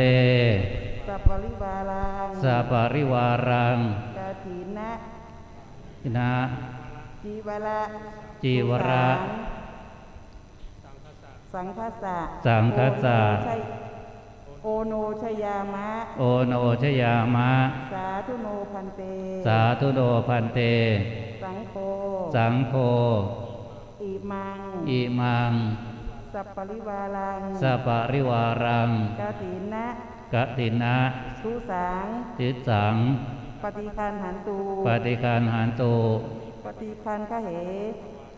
ฆะเหตวาจาอิมินาทุเสนะกฐินังอัฏฐรัตตุอัมหากังทีฆารตังทิตายะสุขายะนิพพานายะจะข้า ข้าแด่พระสงฆ์ผู้เจริญ ข้าแต่พระสงฆ์ผู้เจริญ ข้าพระเจ้าทั้งหลาย ข้าพระเจ้าทั้งหลาย ขอน้อมถวาย ขอน้อมถวาย ผ้ากฐิน ผ้ากฐิน จีวร จีวร กับทั้งบริวารนี้ กับทั้งบริวาร แด่พระสงฆ์ แด่พระสงฆ์ ขอพระสงฆ์ ขอพระสงฆ์ จงรับ จงรับ ผ้ากฐิน ผ้ากฐิน กับทั้งบริวารนี้ กับทั้งบริวารนี้ ของข้าพเจ้าทั้งหลาย ของข้าพเจ้าทั้งหลาย คันรับแล้ว คันรับแล้ว ขอจงการกฐิน ขอจงการกฐิน ด้วยผ้านี้ ด้วยผ้านี้ เพื่อประโยชน์ เพื่อประโยชน์ และความสุข และความสุข แก่ข้าพเจ้าทั้งหลาย แก่ข้าพเจ้าทั้งหลาย สิ้นกาลนานเถิด สาธุ กับจากนั้นคุณแม่จะวางบนพานแว่นฟ้าได้ยกประเคนแด่พระสงฆ์รูปที่สอง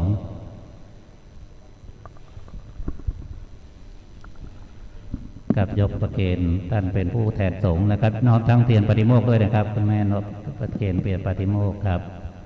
เสร็จแล้วจะกลับไปนั่งอย่างที่รับรองเดิมครับกลับไม่เป็นไรกลับไปนั่งได้เลยครับกลับจากนี้พระสงฆ์จะได้ทำอัปโลกนกรรมนะครับ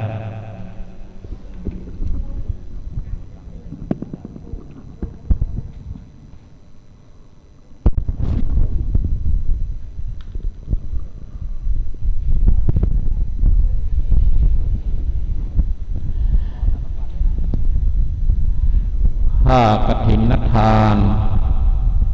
กับทั้งผ้าอานิสังสบริวารทั้งปวงนี้ เป็นของคุณแม่ทัศนันท์ศรีคัมมากวินและลูกหลานทุกคนพร้อมทั้งมิสเตอร์ดีโอหยางมิสเตอร์เฉาโกเชงและพร้อมทั้งสาธุชนทั้งหลายทั้ง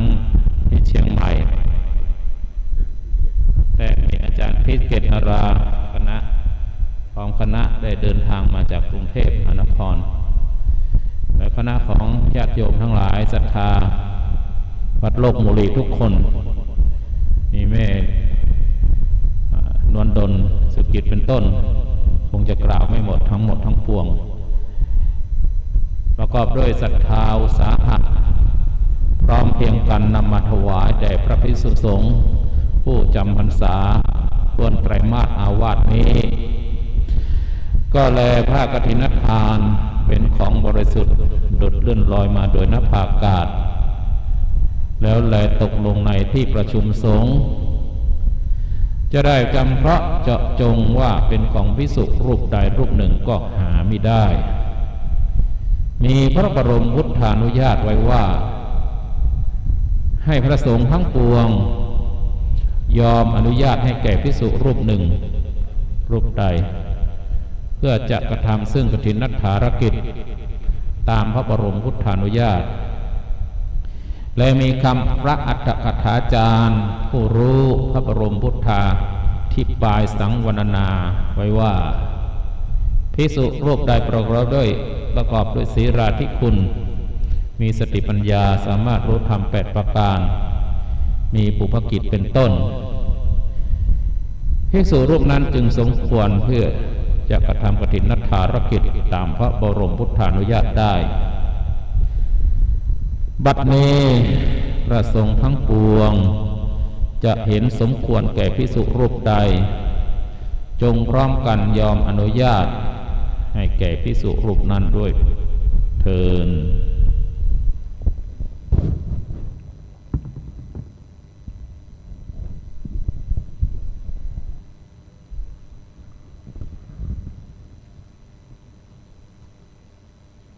ผ้ากฐินทานกับทั้งผ้าอานิสังสบริวารทั้งปวงนี้ข้าพเจ้าพิจารณาเห็นสมควรแก่พระครูไพบูลย์เจติยานุรักษ์ด็อกเตอร์ประธานสงฆ์วัดโลกโมลีเป็นผู้มีสติปัญญาสามารถอาจกระทำกฐินทารกิจ ให้ถูกต้องตามพระบรมพุทธานุญาตได้ ถ้าภิกษุรูปใดเห็นไม่สมควรจงทักท้วงขึ้นท่ามกลางระหว่างสงฆ์ถ้าเห็นสมควรจงให้สัทธสัญญาสาธุการขึ้นให้พร้อมกันเถิดสาธุ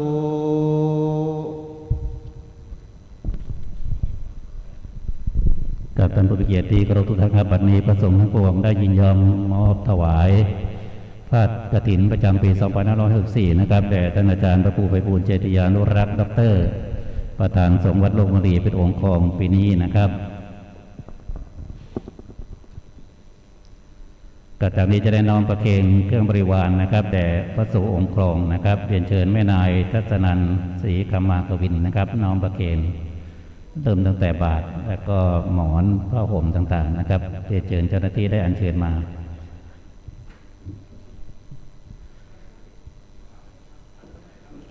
ครับเดี๋ยวนำผ้ากฐินมาให้คุณแม่ประเคนเลยครับอาจจะพ่อผ้ากฐินมาครับจะพ่อผ้ากฐินพอละครับครับครับคุณแม่ประเคนเลย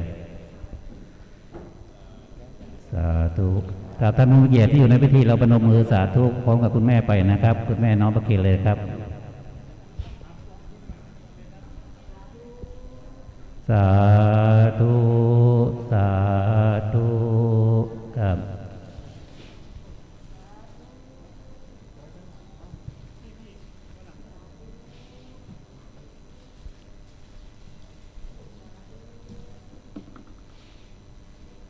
กับคุณแม่กับมิสเตอร์ลีโอหยางนะครับร่วมกันน้อมประเคนครับเรียบร้อยจะกลับไปนั่งที่รับรองเดิมก่อนนะครับ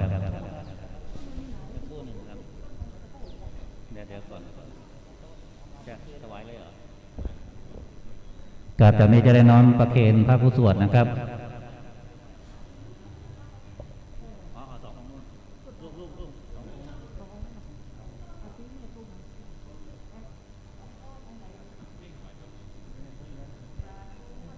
ครับอาจารย์รับการนิมนต์รับพระอาจารย์รับเลยครับรับเลยครับรับไปก่อนครับ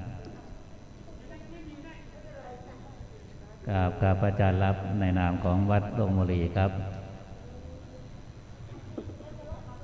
ครับเรียนเชิญคุณพัชราจิวธนกิจครับน้อมประเคนผ้าไตรผู้สวดรูปที่ 1ครับ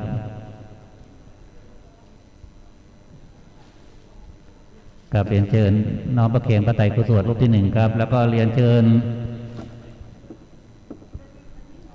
กับมิสเตอร์ลีโอหยางนะครับน้อมถวายไตรที่ 2มิสเตอร์ลีโอถวายไตรที่ 2เลยครับอันนั้นประเคนก่อนโอเคตอนนี้มาต้นเงินใครนำต้นเงินมาครับเรียนเชิญนะครับได้มาถวายเลยกราบเรียนเชิญดร.ภัสรชัดนะครับนันทวัชรศิริโชติครับอดีตผู้ช่วยรัฐมนตรีประจำสำนักนายกรัฐมนตรีนะครับอดีตผู้ช่วยรัฐมนตรีกระทรวงพัฒนาสังคมและความมั่นคงของมนุษย์นะครับอดีตผู้ช่วยรัฐมนตรีกระทรวงแรงงานนะครับพร้อมทั้งครอบครัวได้ร่วมน้อมถวายกฐินนะครับสามัคคีที่วัดโลกมรีเรียนเชิญท่านดร.ภัสรชัดนนทวัชรศิริโชติครับเรียนเชิญนะครับครับจากนั้นเรียนเชิญแม่นนโดนสุกิจนะครับแม่นนโดนสุกิจด้วยนะครับได้นำต้นเงินมาน้อมถวาย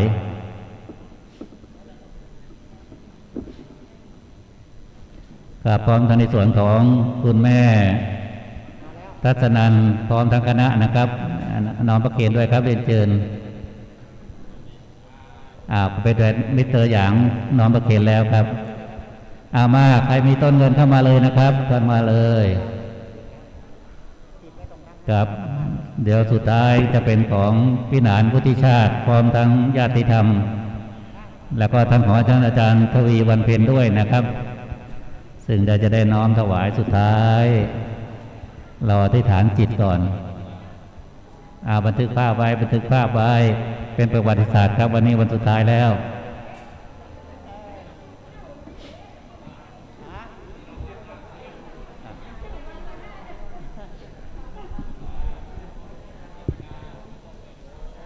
ค ครับสักครู่หนึ่งครับค่อยๆทยอยมาครับท่านใดมีชื่อก็ขอรบกวนส่งชื่อมาครับจะได้ประกาศเรียนเชิญครับกับน้อมถวายกับน้อมถวายเลยครับกล่าวเลยเชิญครับพี่หนานวุฒิชาติพร้อมทั้งญาติธรรมนะครับ น้อมถวายต้นเงินพร้อมทั้งผ้ากฐินนะครับเครื่องบริวารกับท่านอาจารย์เรียนเชิญครับท่านอาจารย์ครับพ่อตาพ่อโหนนะครับ พร้อมทั้งปัจจัย ครับเรียนเชิญครับประเคนเลยครับประเคนพระอาจารย์เลยกับหมายต้นหนึ่งแล้วนะครับอีกต้นหนึ่งเป็นนกยูงสวยงามรำแพน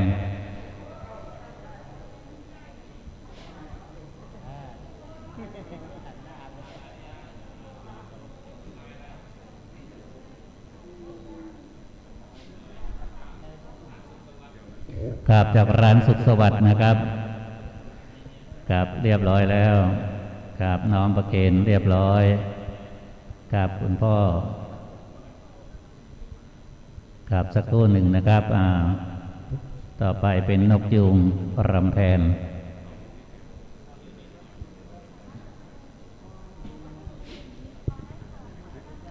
ไปไทย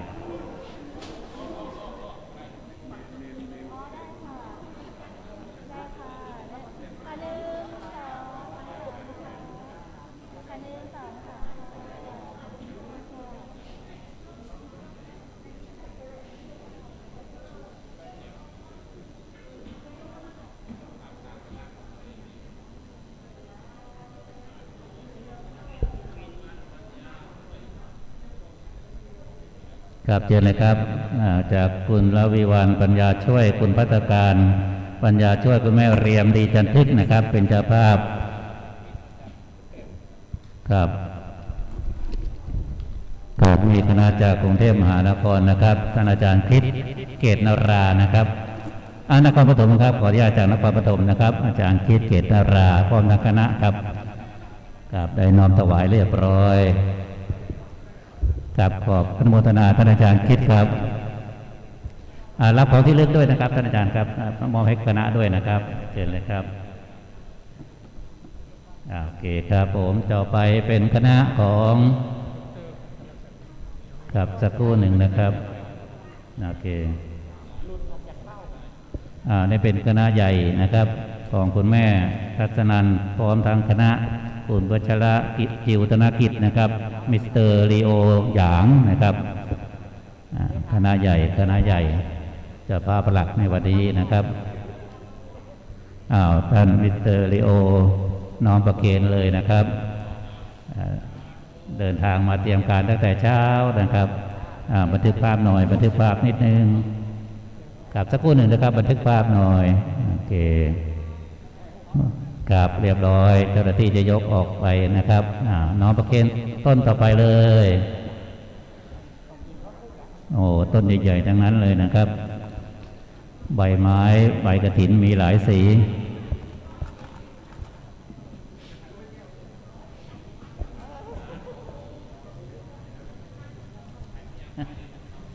ครับเรียบร้อยแล้วนะครับบันทึกภาพนิดนึง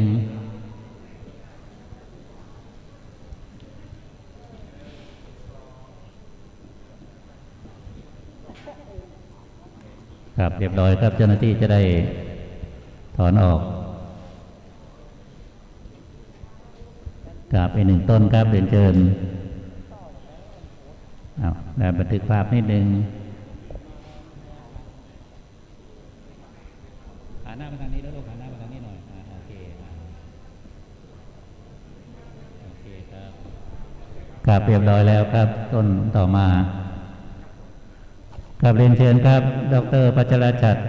นนทวัชรศิริโชตินะครับอดีตผู้ช่วยรัฐมนตรีนะครับประจำสำนักนายกรัฐมนตรีกระทรวงพัฒนาสังคมและความมั่นคงของมนุษย์และก็กระทรวงแรงงานครับน้อมถวายเรียบร้อยท่านดร.ครับรับของที่ด้วยนะครับ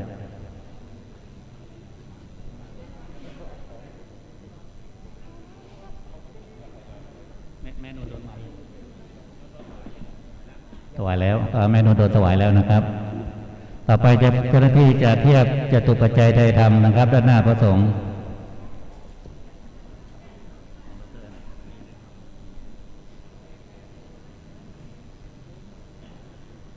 พร้อมทั้งไทยธรรมลูกเนรด้วยนะครับไทยธรรมลูกเนรด้วยกับเจ้าหน้าที่จะได้ช่วยกัน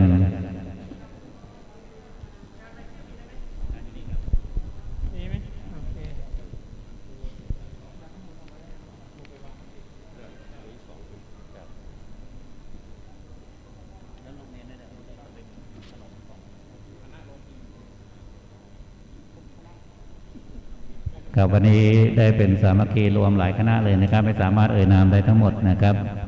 ขออนุโมทนากับทุกท่านนะครับตั้งจิตให้ใสตั้งใจให้เป็นมงคลนะครับวันนี้ได้เดินทางมาร่วมทอดกฐินสามัคคี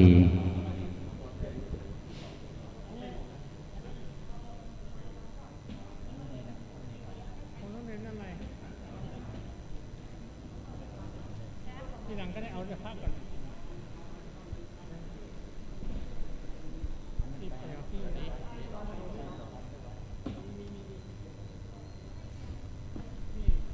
ครับเดี๋ยวจะได้นำซองปัจจัยมา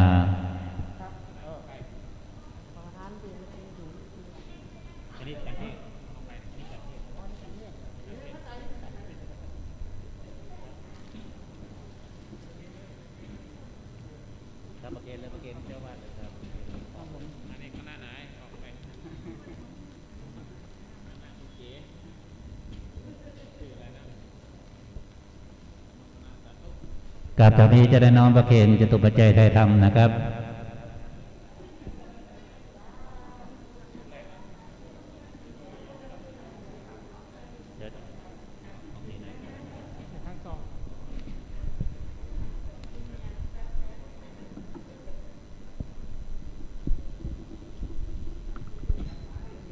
เมื่อกี้ปัจจัยใส่บาตร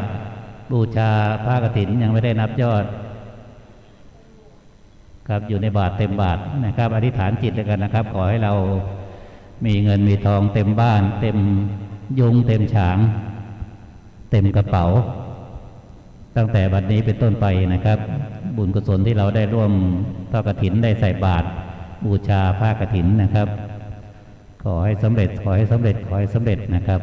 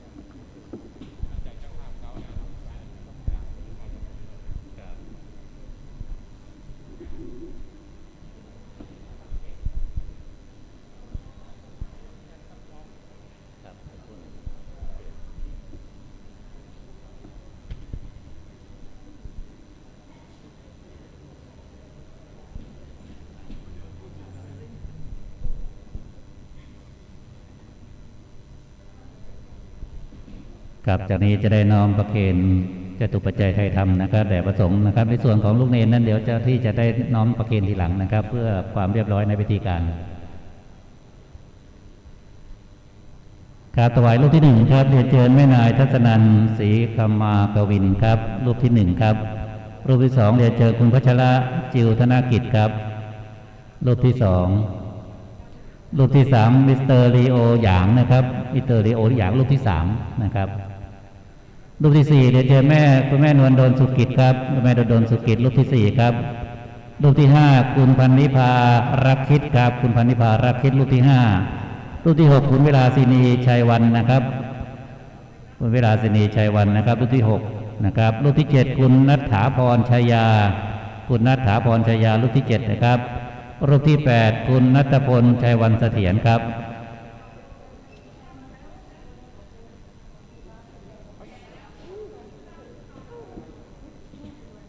ครับเรียนเชิญนะครับพระคุณเจ้าทั้งหมด8รูปแล้วก็รูปที่9ถวายรวมสำหรับสามเณรทุกรูปนะครับเรียนเชิญกราบเรียนเชิญท่านอาจารย์คิดจากนครปฐมนะครับน้อมถวายรูปสุดท้ายครับรูปสุดท้ายเรียนเชิญท่านอาจารย์คิดครับอาจารย์คิดเกตนราครับน้อมถวายลูกเนรด้านท้ายเลยครับลูกเนรถวายรวมเป็นทั้งหมดนะครับเดี๋ยวลูกเนรก็จะจัดการน้อมถวายให้ครบทุกรูปนะครับท่านอาจารย์น้อมประเคนทีเดียวเลยนะครับครับพร้อมทั้งปัจจัยลูกเนรด้วยครับครับ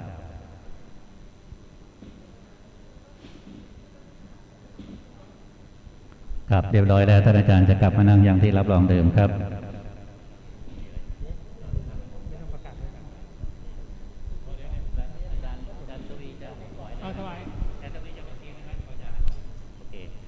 และก่อนที่ประสงค์จากอนุโมทนานะครับเรียนเชิญท่านอาจารย์ทวีวันเพ็ญนะครับประธานรุ่นปริญญาโทมหาวิทยาลัยมหาจุฬาลงกรณราชวิทยาลัยสงฆ์ลำพูนนางสาวอุทุมพรทองคำนะครับผู้จัดการฝ่ายการตลาดธนาคาร UOB เซ็นทรัลแอร์พอร์ตนะครับได้น้อมประเคนปัจจัยให้กับพระสงฆ์ในพิธีด้วยกับทุกรูปเลยนะครับขออนุญาตอนุโมทนากราบถวายเป็นเพิ่มเติมนะครับจากในส่วนคณะได้น้อมถวายแล้ว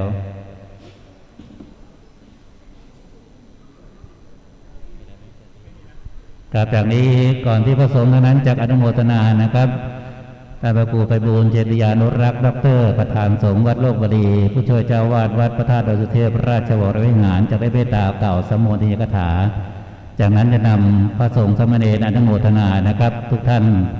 ที่มีน้ำใช้น้ำท่านที่ไม่มีน้ำใช้น้ำใจอธิษฐานจิตนะครับรับพรจากพระสงฆ์จากนี้ไปครับ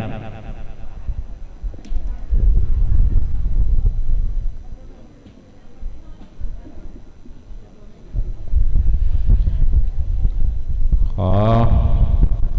โมทนาและอนุโมทนาท่านเจ้าภาพข้าบดีมีคุณแม่กำมาคุณแม่ทัศนันท์ศรีขมากวินดีใจจนจำชื่อไม่ได้และคณะมิสเตอร์ลีโอหยางและคุณมิสเตอร์อาจารย์ดีนะอาจารย์ดีจากสิงคโปร์อาจารย์ดร.คริสนาราจากนครปฐม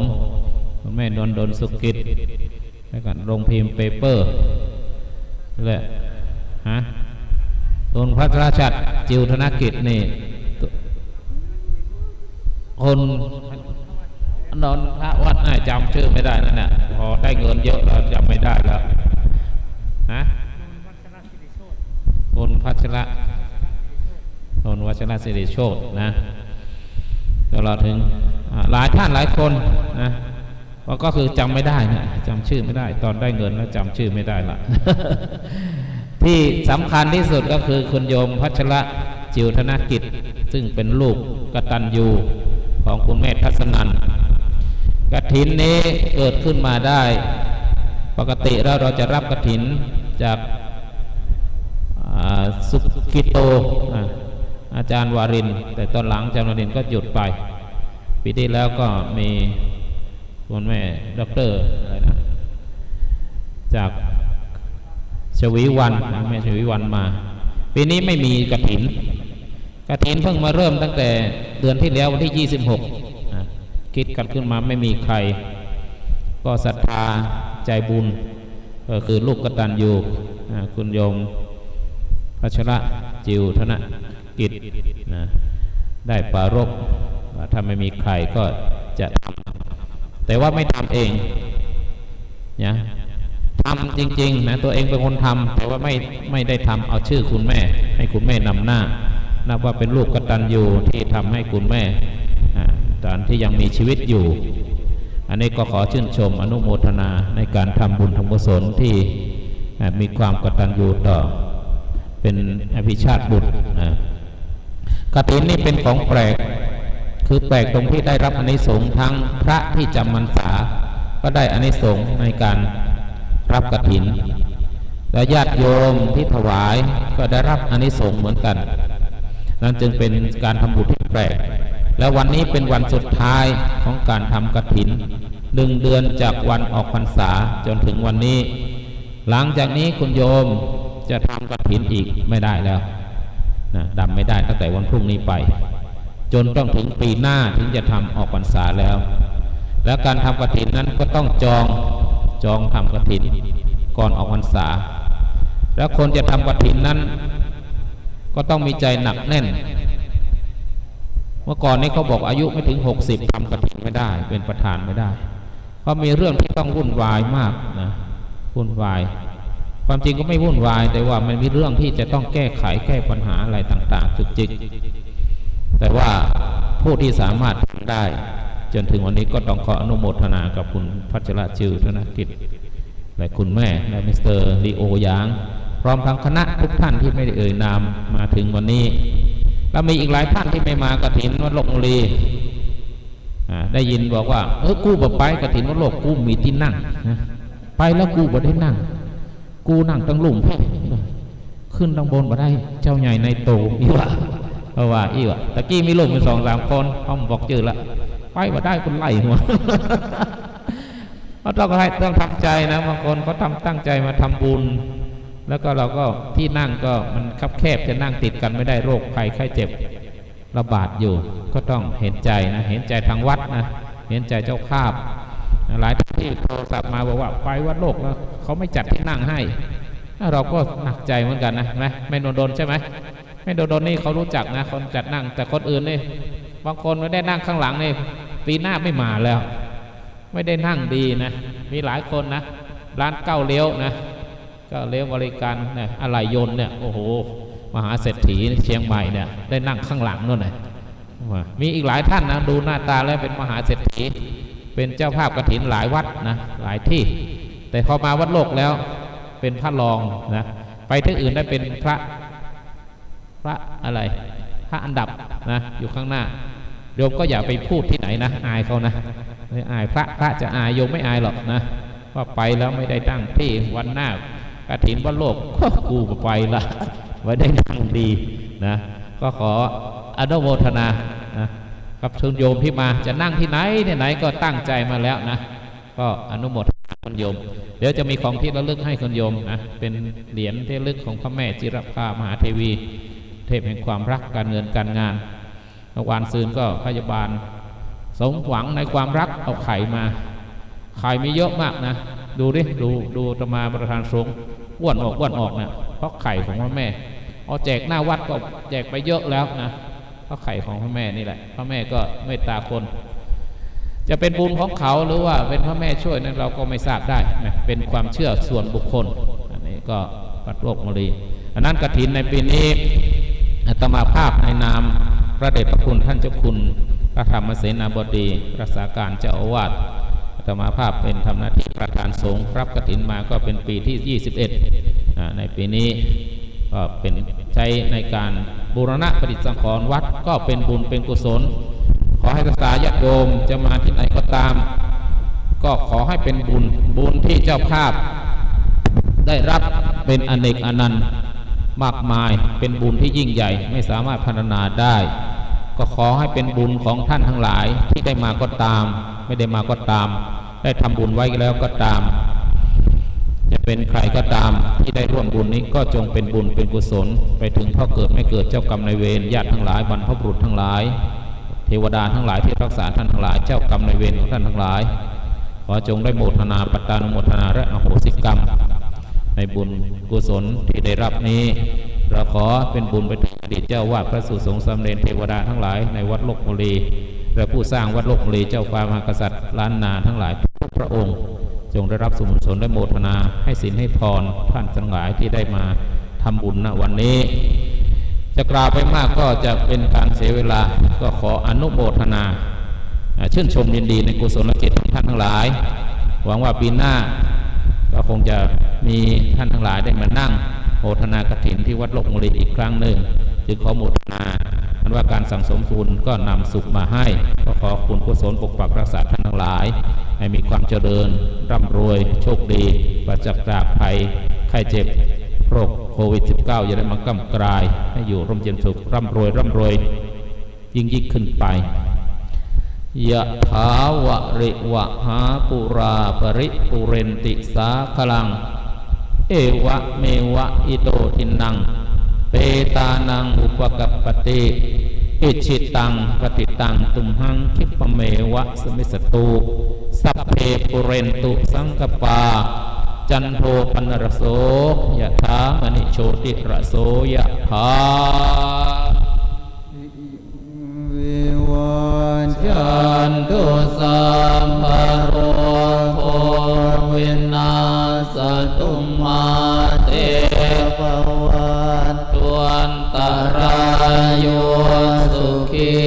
เทคายุโกภวสัพพิติโย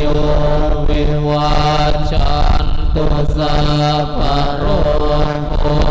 วินาสตุมาเตภวันตุอันตรายโยสุขีเทคายุโกภวสัพพิติโยวิวัชชันตุสัพพโรโควินาสตุมาเตภวันตุอันตรายโยสุขีเทคายุโกภวะอภิวาทนาสิเดสเนจังพุทธาปัจจายโนจัตตารโอธรรมาวันทันติอายุวันโนสุขังอาลังกาเลทันติสัพพัญญาวะทันโยเวตมาจารากาเรนาเทนังอริเยสุชุโหเตสุตาทิสุเวปัสสันนามานาตาสวิปุราโหติดากินาเยตาธานุโมทันติวายาวาจังกโรติวานาเตนะทักขินาโอนาเตปิปุญญาสภาคิโนตัสมาทาเทหาปฏิวานาจิตตยาธาเทนังมหาภาลังปุญญานิปลโลกัสมิงปฏิทาโหติปะนินานติวัตตุสัพพะมังคลังราคันตุสัพพะเทวตาสัพพะพุทธานุภาเว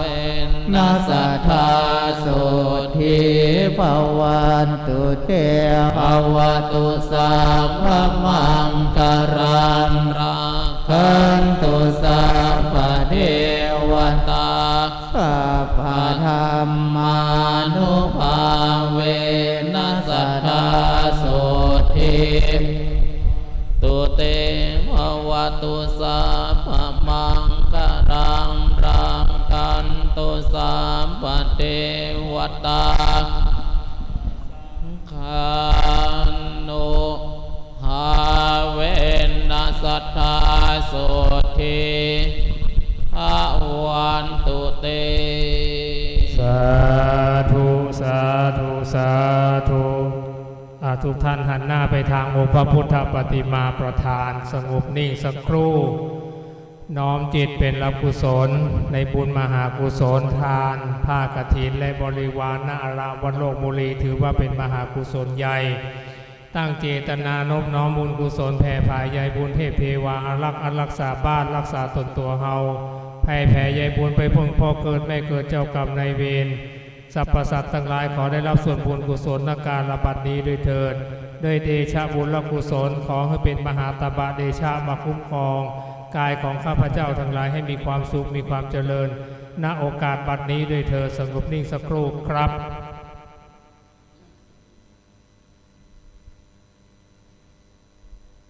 ครับพอสมควรกับเวลาแผ่เมตตาพร้อมกันนะครับอิตังตานาคัมมังนิปานัมปัญจโยโหนตุโนนิจังอิตังศีลาคัมมังนิปานัมใจโยโหนตุโนนิจังอิตังภาวนาคัมมังนิปานัมปัญจโยโหนตุโนนิจังยังกินจิกุสาลังการตัมพังมังสัมเพอาเมหิกาตังบุญยังโนอนุโมทันตุสุนันตุพนโตเยเทวาอาสามิงทานิทิงการตาทิงกายโยตาสันทาโหนตุสัมภาสัตตานังสุขีอาตานังปาลิหาลันตุมาตาปิตากิตาโหนตุทุกขาปามุนจันตุสัมเพยันตังกาสุกิตาโหนตุทุกขามุนจันตุสัมเพยันตังกาสุกิตาโหนตุทุกขาปามุนจันตุสัมเพปิสาสัมเพสัมเพเปตาสุกิตาโหนตุทุกขาปามุนจันตุสัมเพนักขัตตาสุกิตาโหนตุทุกขาปามุนจันตุสัมเพเทวากิตาโหนตุทุกขาปามุนจันตุสัมเพอาจาริอุปปัชฌายาสุกิตาโหนตุทุกขามุนจันตุสัมภาสัมปาตินังสามิฉันตุโวอาลำนี้ไปจะได้กล่าวคำลาพระรัตนตรัยในเบื้องสุดท้ายณบัดนี้อะระหังสัมมาสัมพุทโธภคะวาพุทธังพระคะวันตังอภิวาเทมิสวากขาโตภะคะวตาธัมโมธัมมังนามัสสามิสุปฏิปันโนภะคะวันโตสาวกสังโฆสังฆังนามามิทุกท่านบิดหน้ามาทางขวาจะได้ขอขมาคณะสงฆ์นำมนต์ทนพิธีได้กายวาจาใจวือเป็นบาปเป็นกรรมหน้าบัดนี้วันตามีพันเตสัพพังอาปาลาทางคามาธามีพันเตมยากาตังปุญญ